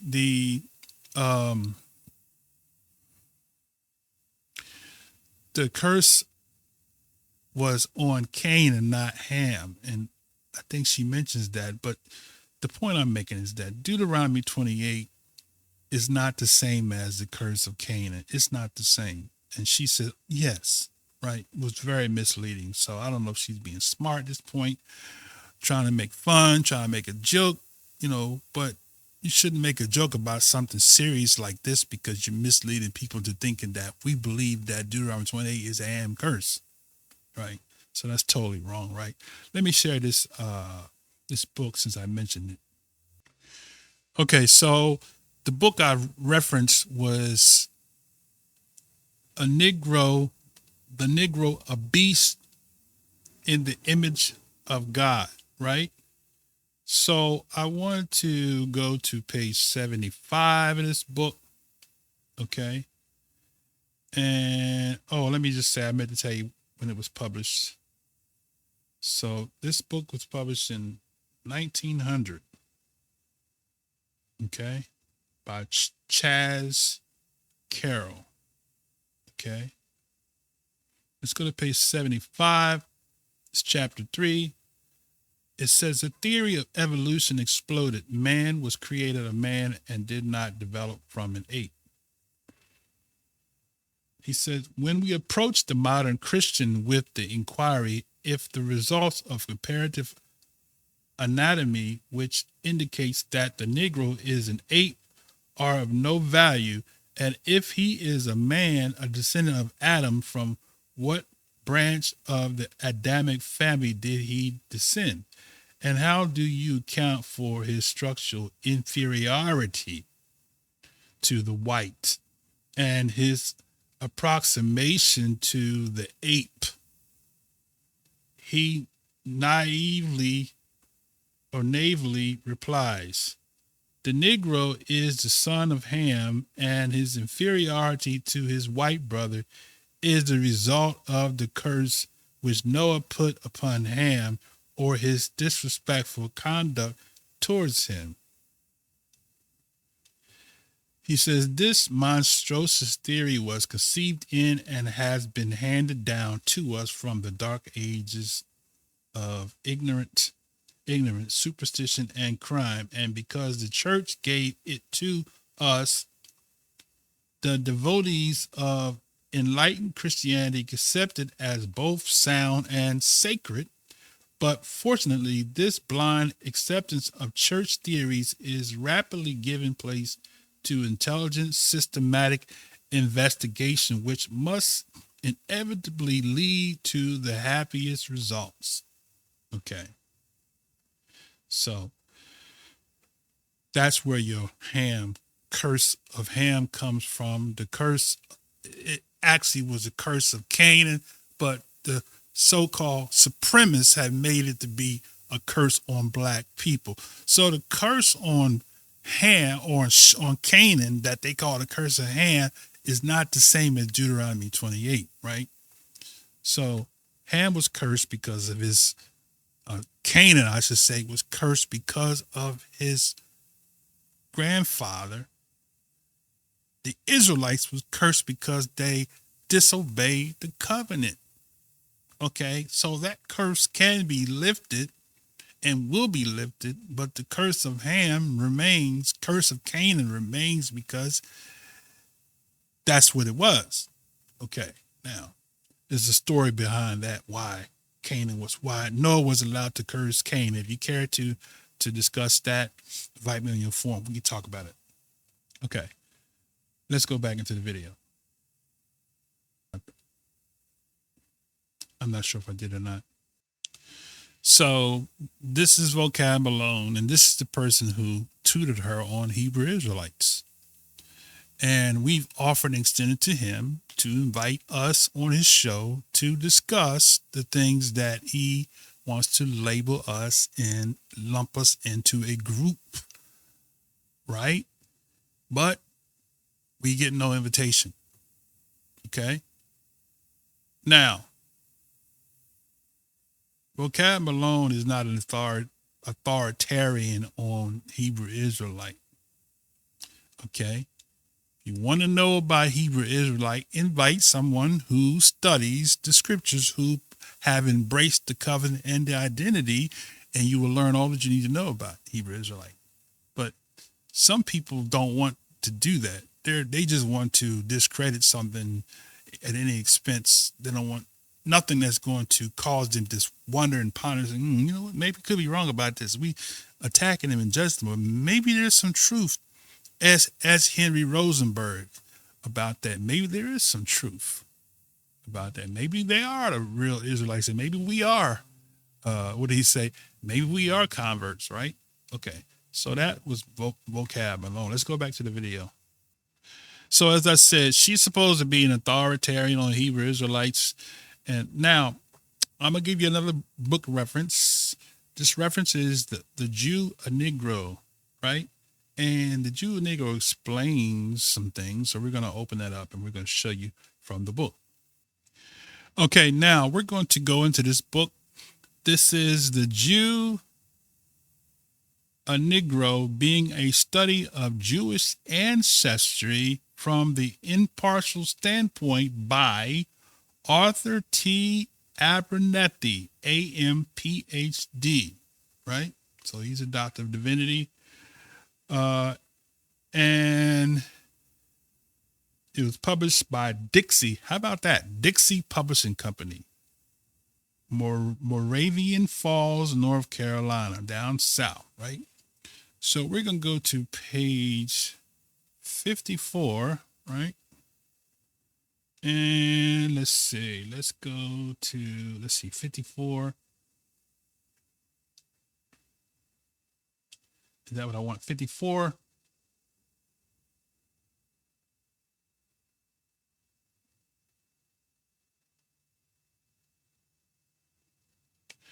Okay, we're going to start right here where it says the earliest instances of intermarriage, right? It says, the beginning of mankind, as we have already stated, was from three men, Shem, Ham, and Japheth. We have learned from Genesis 11 and 2 that they traveled from the east and settled in the plain of Shinar. We know from scriptures that Abraham went into Canaan about 5 years after Ham's death. If we account the usual chronology for its believed, Ham lived about 450 years. Let us not forget that the Jews of the one descent directly from Abraham. Any evidence of intermarriage traceable to Abraham's family or his immediate posterity has direct bearing on this contention. What are the historical facts? Abraham was the son of Terah. I'm going too fast here.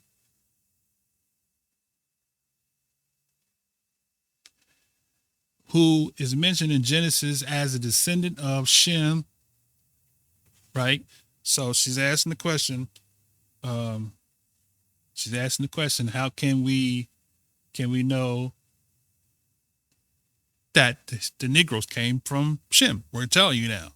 So it says that, let me go back. Terah, who is mentioned in Genesis as a descendant of Shem, was born in Ur of the Chaldees, right? Who we have already learned were doubtless Hamitic. So in this book, he breaks down who the Chaldeans were. Okay. And we'll go back to that page, but let me just finish where I'm going here. Who we have already learned were doubtless Hamitic, and we know from Genesis that ancestors of Abraham had dwelt for many centuries in the land of Chaldees. Terah, Abraham's father, had been a worshiper of idols, and what is more important, the people of Mesopotamia are referred to by, he uses Jehovah, as thy brethren. When the call was given to Abraham to get him out from Haran, where his father had died, Abraham's father, Terah, was the son-in-law of Nimrod. According to the Eastern authors, this would give us added proof of the direct descent of Abraham himself from what? Negro ancestry. How about that? So the writer says that Ham had Negro ancestry because he was the grandson of the Negro Nimrod. Let's go further.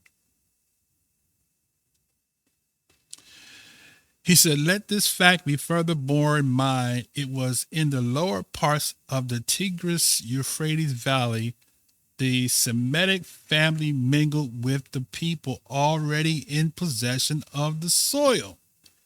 and formed a mixed people known as Chaldeans. And it was from the land of the Chaldees Abraham was born. Let us take a case of Shemaiah. Okay, we're going to stop there. We're not going to read about Shemaiah. Now, I want to show you about the Chaldeans. Okay, so we're winding down. We're going to take you to page 15 now of the same book, The Jew, a Negro. Okay, and here he has a chart of people. He says the following table shows principal nations which have descended from ancient races. So he has Aryan race, Semitic race, and Hamitic race, right? So under Aryan, he has Persians, Hindus, Greeks, Romans, Celts, Teutons, Slavs. Okay, and he has French, Italian, Spaniards, Portuguese, Welsh, Irish, Highland, Britain, Scots, Germans, Dutch, English, Swedes, Danes, Norwegians, Russians, Poles, Bohemians, right? And then he has under Semitic races, Assyrians, Hebrews, and Phoenicians, right? And then under Hamitic races, he has Chaldeans and Egyptians, right? Now, where are the other sons as far as to Cush and Ethiopia? I mean, Cush and Foot, right? I don't see those in his list. Maybe he didn't know where to put them. Okay. So other authorities give the children of Ham, the people of Ethiopia, Babylonia, Egypt, Colchians, Philistines, Libyans, okay, there we go, Canaanites, Sidonians, and Phoenicians. So he left them out on the chart. So I guess he wasn't quite sure where to put them on the chart. But other authorities give as the children of Ham, the people of Ethiopia, Babylonia, Egypt, and Colchians, Philistines, Libyans, Canaanites, Sidonians, and Phoenicians. He said the word Slavs really meant glorious, but came to have its present signification because at one time there were in Europe so many bondsmen of Slavic birth. Okay. Okay. So that's the chart on page 15, right? Okay, I have another source for you. The Negro in the New World by Sir Harry H. Johnston. We're going to go to page 27. Okay, page 27. 27. Okay, this talks about Asiatic Negroes. This is some good stuff here. Let's just kind of read. Let's get a starting point somewhere in here. Let's see. Let's start right here. The existing population of Solomon Islands of New Ireland and of the New Hebrides are much more Negro-like in physical appearance. In fact, perhaps the people of New Ireland are the most nearly akin to the African Negro of all the Asiatic or Australian peoples. How about that? Ever heard this terminology here? Asiatic Negroes. Say that again. Asiatic Negroes also seem to have entered Australia from New Guinea. So you got Asiatic Negroes, right? Negroes who came from Asia. Isn't that what we read in Ogilvy's book? They came from Asia into Africa. So you got Asiatic Negroes or Australian peoples. Asiatic Negroes also seem to have entered Australia from New Guinea and to have passed down the eastern part of that continent till they reached then the peninsula of Tasmania, right? Heard Tasmanian devil? Okay, there you go. Not, of course, without mingling with the Australoids. There is a Negroid melanin element in Fiji and as far west as the Hawaii archipelago and among the Maoris of New Zealand. In a new, much less degree, also in Burma, Annam, Hainan, Formosa, and Ryukyu Islands. Did I say that right? Ryukyu Islands of southern Japan. Now, here's the part you got to get right here. The Edomites of Mesopotamia appear to have been a Negroid people with kinky hair. The Edomites of Mesopotamia. And have transmitted this racial type to the Jews and Syrians. See that? Edomites of Mesopotamia. So you ask the question, who are the Edomites? Let's see. So let's go to the Table of Nations, Genesis chapter 10, where you get the nations of people. So in Genesis chapter 10, we're going to find something here. All right. So verse 21 says, unto Shem, also the father of all the children of Eber, the brother of Japheth, the elder, even to him were children born, right? Verse 22, the children of Shem, Elam. There goes Elam right there. Elam. Okay? Elam means hidden or distant, the son of Shem. So the children of Shem was Elam. Elam. So Elam, or the Elamites, the people we were just talking about, right, were Mesopotamians. So now we go back to the book. 27 says the Elamites of Mesopotamia appear to have been a Negroid people with kinky hair and have transmitted this racial type to the Jews and Syrians. There is a curliness of the hair together with the Negro eye and full lips in the portrait of Assyria, which conveys the idea of the evident Negro element in where? Babylonia. Quite probably the very ancient Negro invasion of Mediterranean Europe, of which the skeletons of the Alps Maritime are vestiges, came from Syria and Asia Minor on its way to Central and Western Europe. He says, it is possible that in or on the verge of Arabia, the ancient basal stock of the generalized Negro party divided into two great streams of divergent immigration, one to proceed to Europe via Syria and the other to pass through Arabia to Egypt and tropical Africa. In Arabia or in Egypt, it may be arose the difference between the long-headed African Negro and the rounder, shorter-headed Bushman. The last name become more habituated,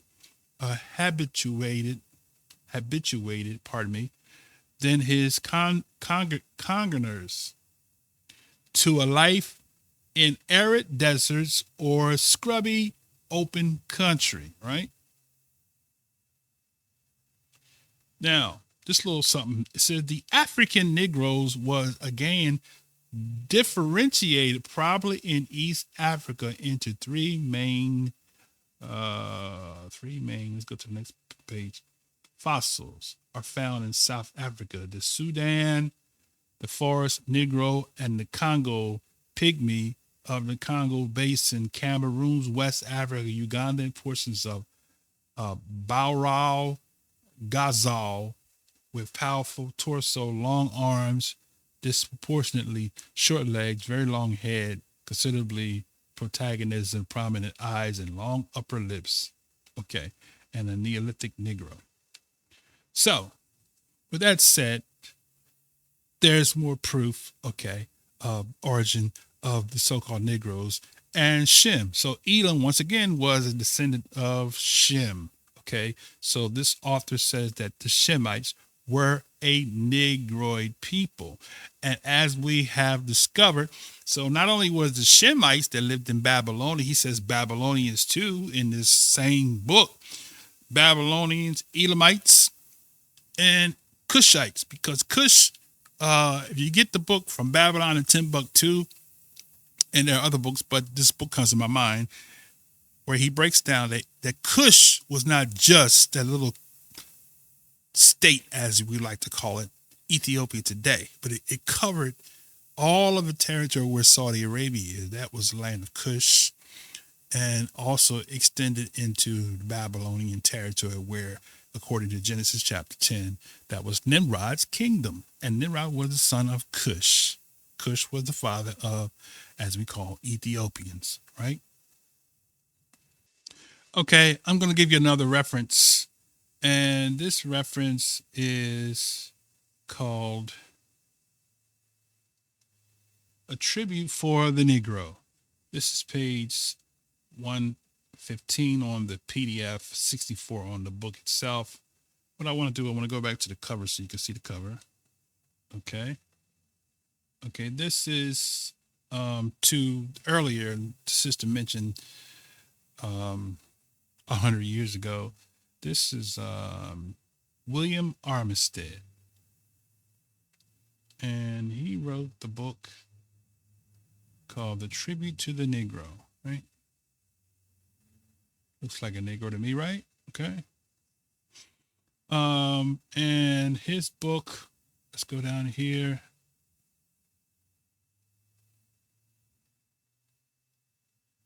Was published, says, in 1848.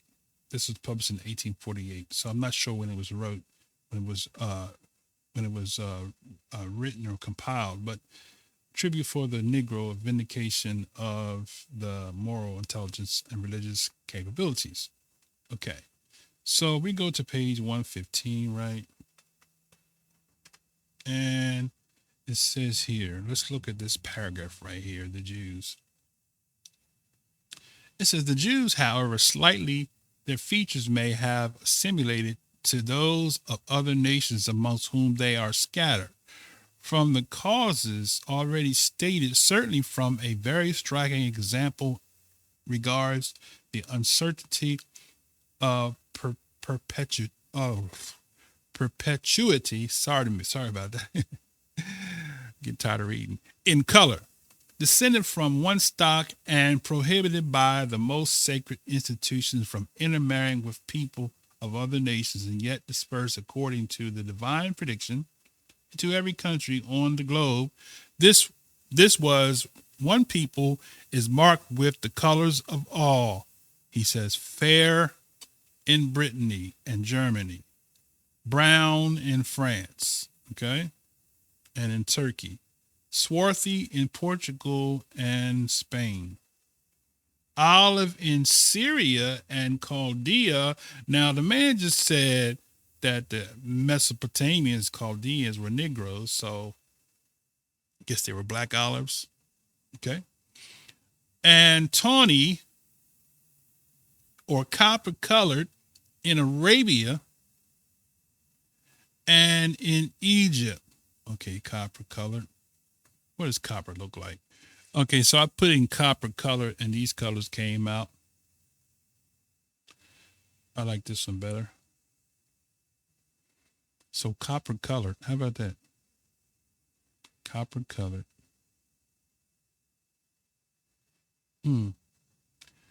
Now let's go back to the book. Notice he did not say they were Mediterranean looking or Middle Eastern looking. It said copper colored in Egypt. Copper colored in Egypt. Okay. In Arabia and in Egypt. While they are black, at Congo in Africa. Wait a minute.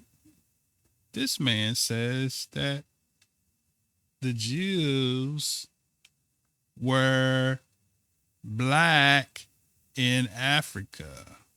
In Congo. In the Congo. So where's the Congo?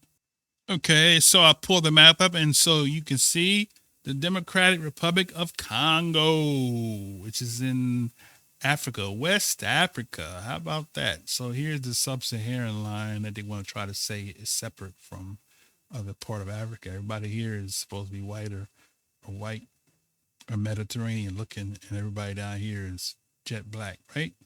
So that's what they say. But the man just said Congo.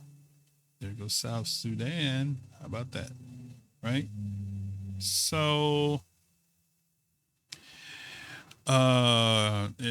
there's tons and tons more. We can go all day long. Okay.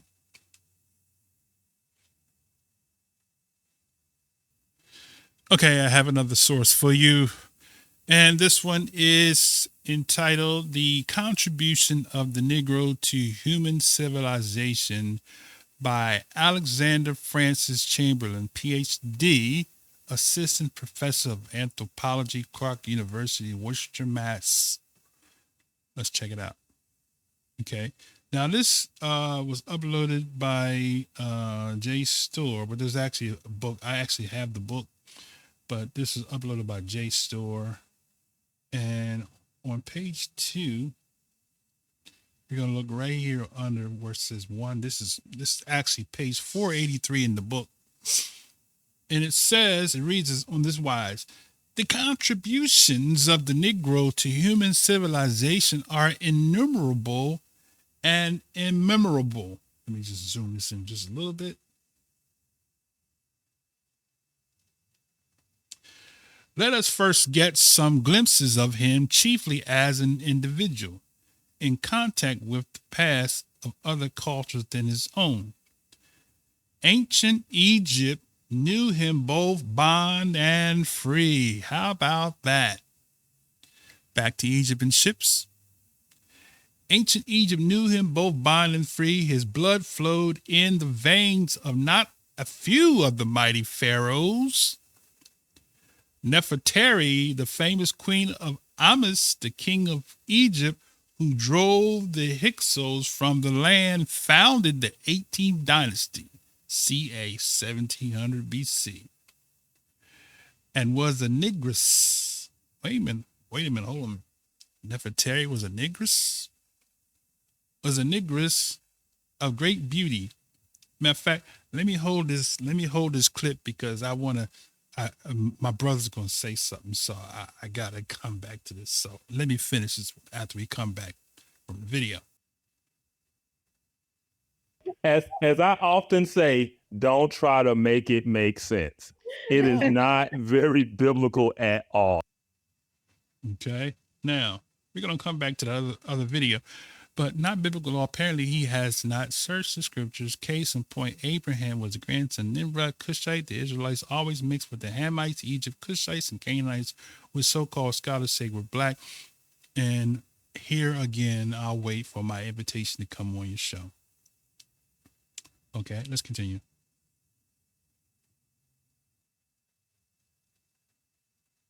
But okay, so Ty, you mentioned the feast days and all that. I think there's something like 613 laws. 613, yeah. Okay, now I guess they changed the subject. I'm gonna get back to that book because I want to read some stuff in there. Now, do yourself a favor, everybody. Please listen closely. This is for all the Hebrew Israelites as well, because some of us still say that. I listen to teachers and they say it, and it's just regurgitating the same thing that you've heard from somebody else without going further investigation. So the 613 laws is not biblical. Let's be clear with that. The 613 laws, there was never given 613 laws. Okay, I'm gonna tell you where it came from, as you see on the screen. It originated with the Babylonian Talmud. That's where that came from. It says from the 3rd century Common Era by Rabbi Simlai.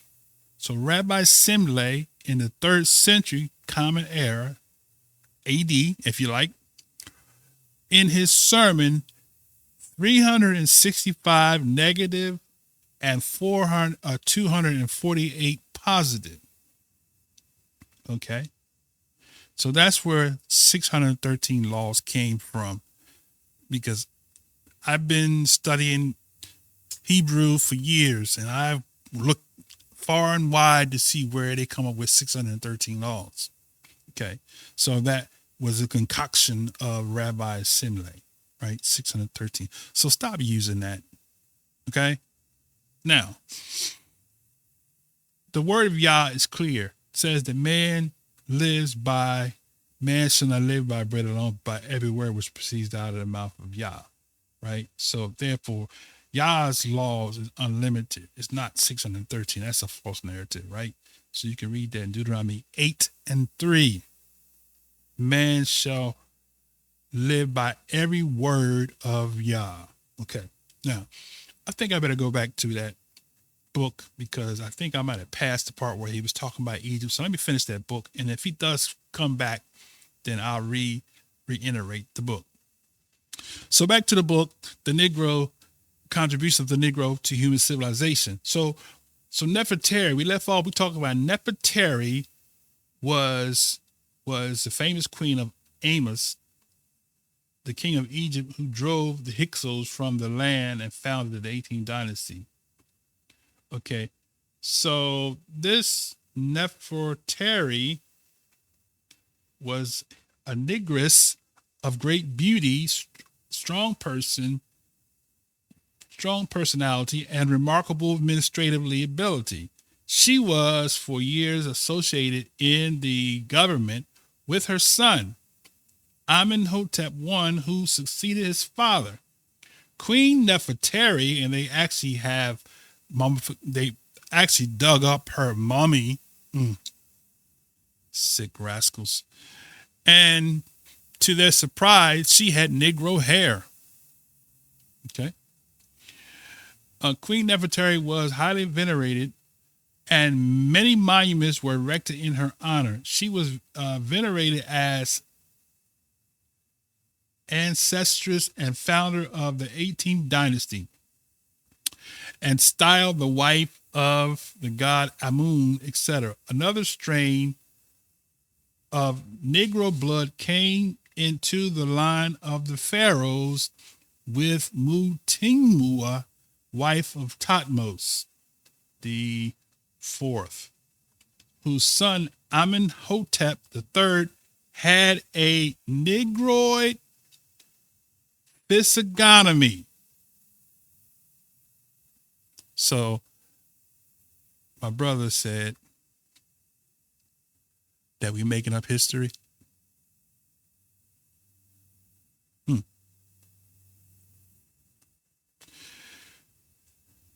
So it says Amenhotep III had a Negroid physiognomy.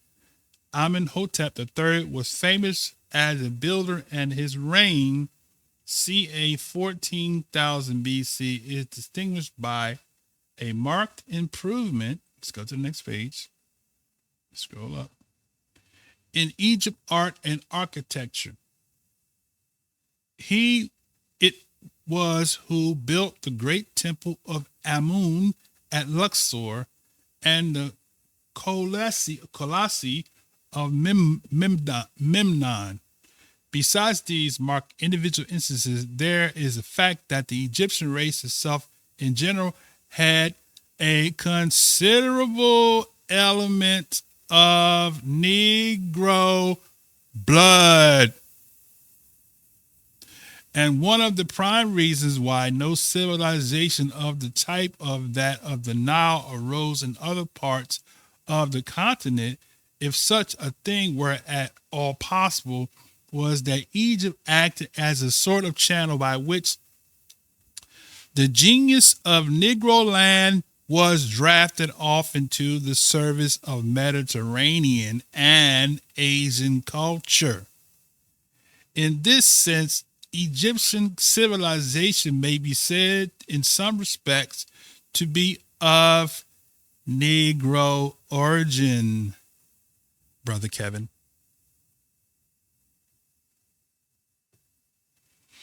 Among the Semitic peoples whose civilizations were so numerous and so ancient on the shores of the Mediterranean and throughout Western Asia, the Negro as in Egypt, made his influence felt from the lowest to the highest walks of life. Okay, there's more. Sometimes as a slave, sometimes as the freest citizens, as a cupbearer or a confidential advisor. He stood next to kings and princes, and as a faithful eunuch, he enhanced and extended the power of the other sects and lands where customs confined them to four walls of the dwellings of restricted to the utmost and appearance and their actions in public. And women of Ethiopian black but comely wives, that's a quote from the Bible, right? Women from Ethiopia, black but comely wives of favorite slaves, satraps, and of kings often were the real rulers of Oriental provinces and empires. Okay. Nor have the Negro in the Asiatic countries been absent from the ranks of the musicians and poets and the time of Solomon to that of Harun al-Rashid and beyond in the days of emirs and sultans. One must not forget the Queen of Sheba with her dash of Negro blood, said together with that of great Shalomo to have been inherited by the sovereigns of Abyssinia. So what are you saying there, brother? Is Solomon a Negro too? Sounds like to me, right? If it walks like a duck, quacks like a duck, acts like a duck, is a chicken? Got you with that one. Okay, now, when under the brilliant dynasties of the Amidites, 661 to 750 AD, the city of Damascus was one of the glories of the world and galaxy of five renowned poets, included Nasib the Negro. How about that? And he can cross the whole of Asia and find the Negro again, for when in far-off Japan, the ancestors of the modern Japanese were making their way northward against Ainu, the aborigines of that country. Their leader and armies of Sakanuye, Tamaramaro, a famous general and a Negro. Passing down European history, we find traces of Negro in many high places. In France, during the reign of Louis the XVI, we met with Chevalier Sainte-Gorges, knitted by the monarch. Later on, the mulatto Lislet Geoffroy, and corresponding member of the French Academy. In 1874, the doors of the Institution of the France opened wide to Alexandria Dumas, whose great-grandmother was a purebred Haitian negress. Her grandson also a distinguished man of letter, right? Okay, now, pause for a second here. All right, so I got one more for you. I know it's been a long video. It was supposed to be a short video, but I'm going to chop it up probably. So, Crania Egyptica, right, is my next source. Crania Egyptica, right? And we're going to go to page 60. So, this is written by Samuel George Morton, and it was published in 1844. He died 1851. So let's go to page 60. See if I can get there. Okay. Okay. Now I'm going to zoom this in so you can see it. Okay. Right at this paragraph here, it says,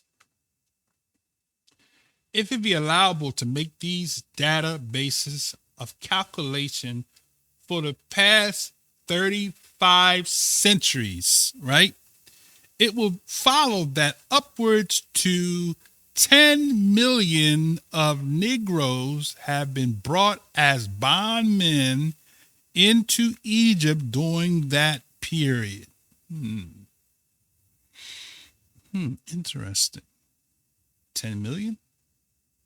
So my brother said Egyptians weren't black. Okay.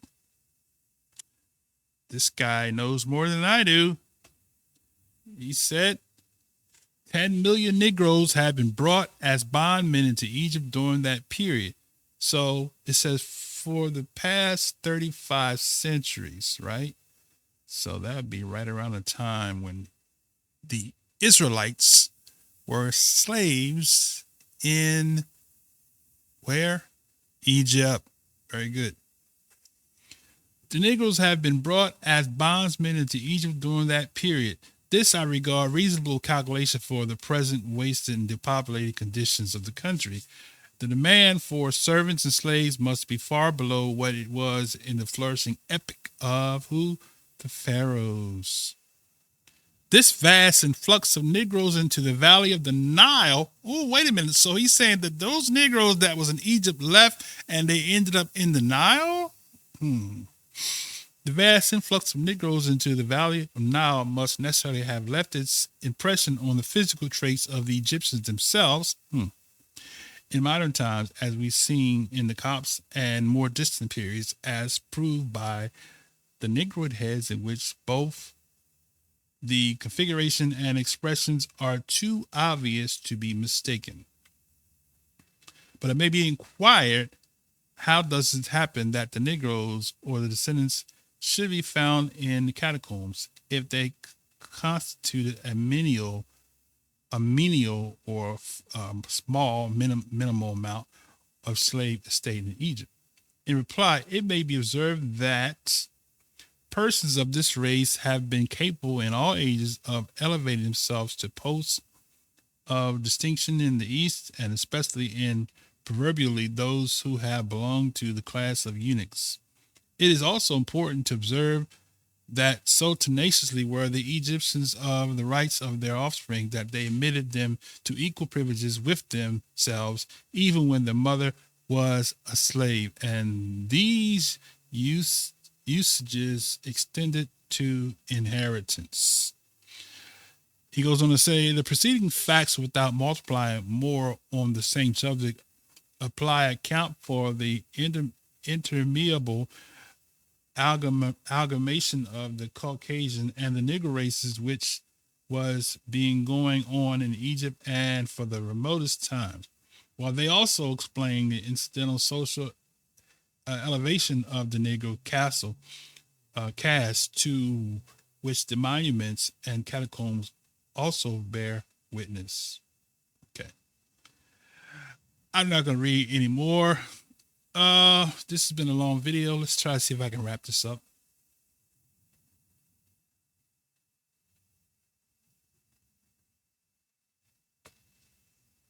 Like, what do they see as the identity of the woman, and how do the men treat their women? Because one of the things that we believe as Christians is that Christianity is actually good news for women. Okay, wait a minute. I personally don't see why any woman. Okay, wait a minute. Let's let it play. But you can watch look at the headline. I'm gonna just read since I stopped. Okay, let me back it up because I don't have it on the screen. Of the woman and. Okay, let's go back. Let's bring it on the screen. Sorry about that. Like, what do they see as the identity of the woman, and how do the men treat their women? Because one of the things that we believe as Christians is that Christianity is actually good news for women. I personally don't see why any woman would want to be a Hebrew Israelite. I think they devalue women. It's very misogynistic. Okay, now, so I'll stop the screen there. So let's see. Let's talk about that. Okay, now, Paul says things that is not in the law. What did Paul say? Let a woman learn in silence with all subjection. Don't seem like Miss Titus is learning in silence. She's being sarcastic. She's learning in aggressiveness and assuming and making assumptions and guessing and being cynical and sarcastic in a lot of ways, right? So how is that? Paul says women learn in silence and be in all subjection. And he said, I suffer not a woman to teach nor to usurp authority over the man, but to be in silence. In other words, go somewhere, sit down and shut up. That's what Paul's saying, right? But that's who your Christianity is Paul, right? The teachings of Paul. So how is that liberal? Okay. And for an Israelite, because a lot of Israelites that act like that, they quote Paul. Because Torah doesn't tell a woman to learn in silence and shut up and sit down. Only Paul says that, right? You can't find that in Torah where the Most High tells a woman to sit down and shut up, be quiet. Don't speak unless I speak to you. That's Paul. That's not Torah at all. So any Israelite that acts like that, they following Paul. They're not following Torah. Torah has great regard and respect for the daughters of Zion, right? And it's a protection for the daughters of Zion, right? Okay, let's continue.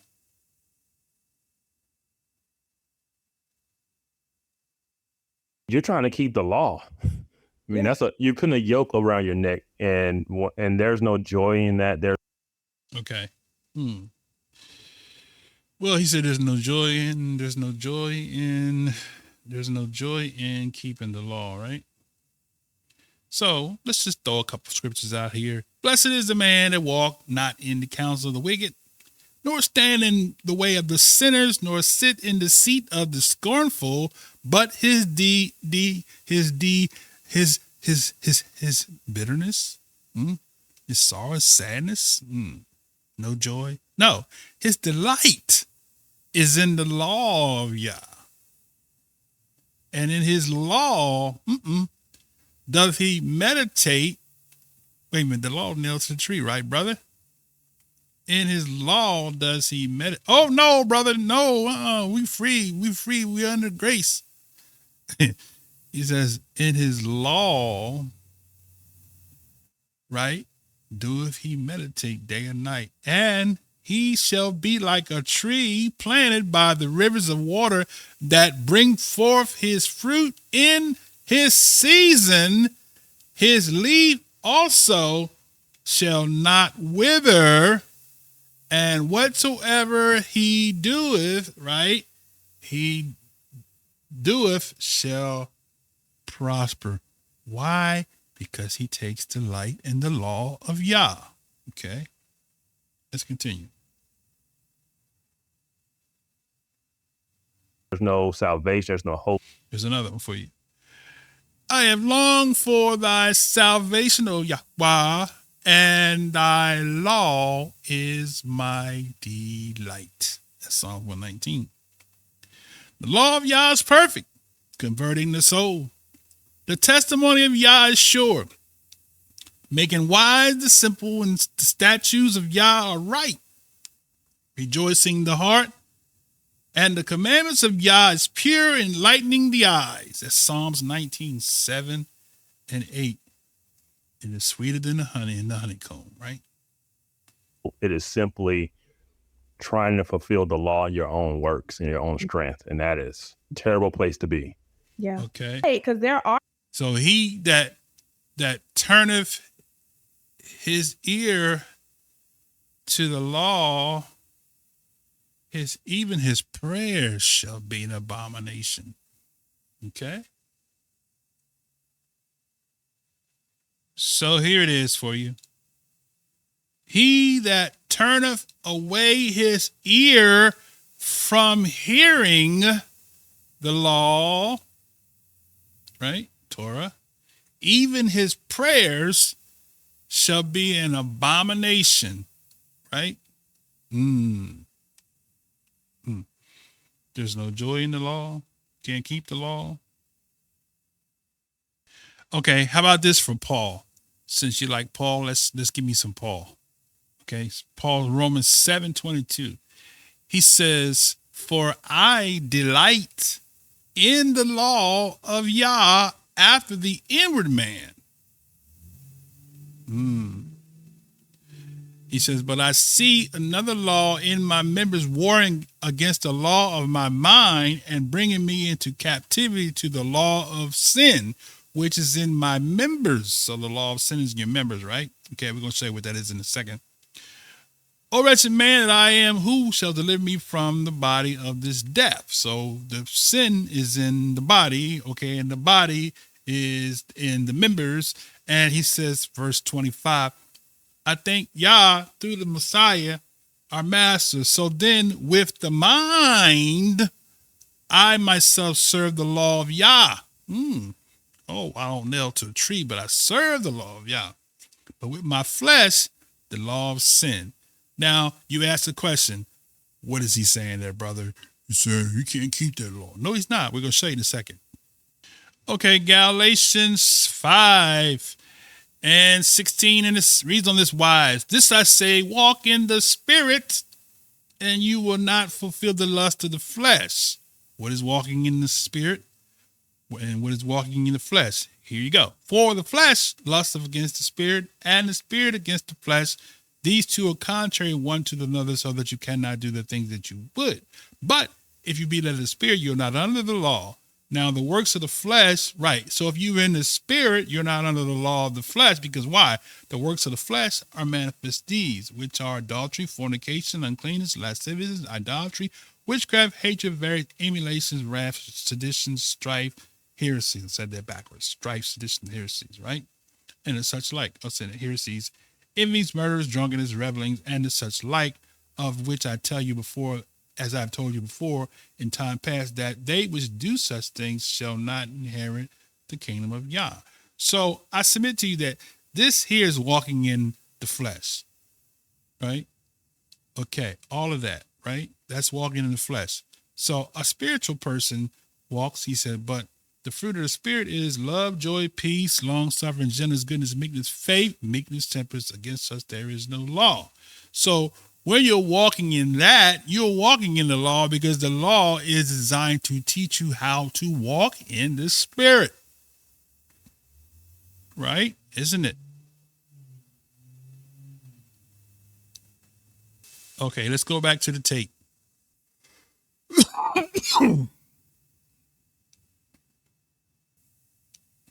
Certainly he wasn't preaching the life, death, burial, and resurrection, because he was living amongst them. He had not died yet.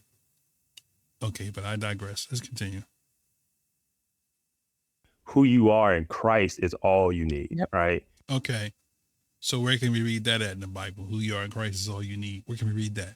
Is there a passage? Please provide a passage of that, because the Most High knows that people, as a matter of fact, one particular passage reminds me that when the Messiah returns, that everybody's going to return to their own. Okay, so my point in making what I just made is that every man, it is important because everyone is going to go back to his own people. And I'll read this verse here. It says here in Isaiah 13 through 14, and I will punish the world for their evil, the wicked for their iniquity. And I want to hear, here's another question. I wonder what wickedness is he going to punish them for? And I will cause the arrogancy of the proud to cease, and will lay low the haughtiness of the terrible. I will make a man more precious than fine gold, even a man than gold wedge of Ophir. Therefore, I will shake the heavens, and the earth shall remove out of her place in the wrath of Yah of hosts, and in the day of his fierce anger. He says, and it shall be as the chase roe, and as the sheep that no man taketh up. They shall every man turn to his own people and flee into his own land. Right? So if it doesn't matter, right? So why are people going to flee to their own land when it doesn't matter, right? If it doesn't matter, all that matters. What did he say? All that matters is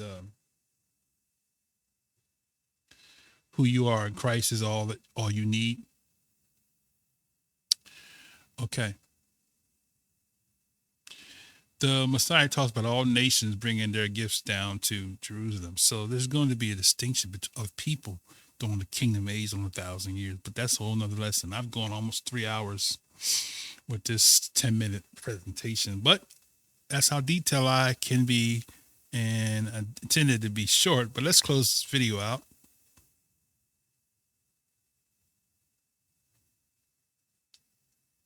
Love your neighbor. Love God. That's the law. Love God, love your neighbor. They're like, what? Like, okay, so Christians act like love is something new. Look at her excitement. She's excited like she thinks love is something new, right? So we're gonna prove that wrong, right? But so many people think love is something new. Love is a new law. Okay, here we go.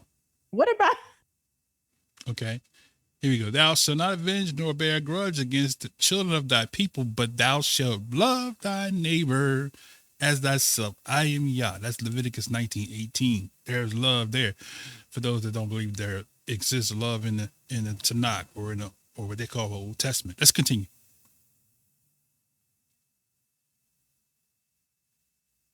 Okay. This is Deuteronomy 5:10. And showing mercy unto thousands of them that love me and keep my commandments. So love is what? Keeping the commandments. Let's continue.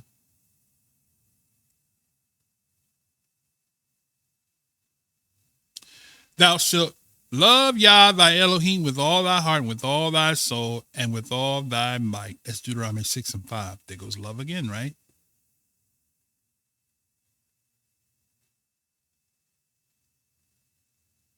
Okay, that's it. So that ends. I finally made it to the end of the 10-minute presentation, 10 or 15-minute presentation that I chose to splice out. And so as I close, if you want to reach out to me via our channel, Sons and Daughters of the Covenant of Yah, or you can send me an email at morehkabad, morehkabad @gmail.com, or you can send it to my personal email, which is yahresh at yahoo, YAHRESH at yahoo.com. So if you desire to have me on your show, Sister Monique, Brother Kevin, or even Sister Titus, you care to have me on your show, invite me on and hear me out. Don't demonize the Hebraic awakening because of the people that you've come in contact with that have misrepresented the Hebraic covenant. Okay? With that said, I say shalom, shalom, shalom.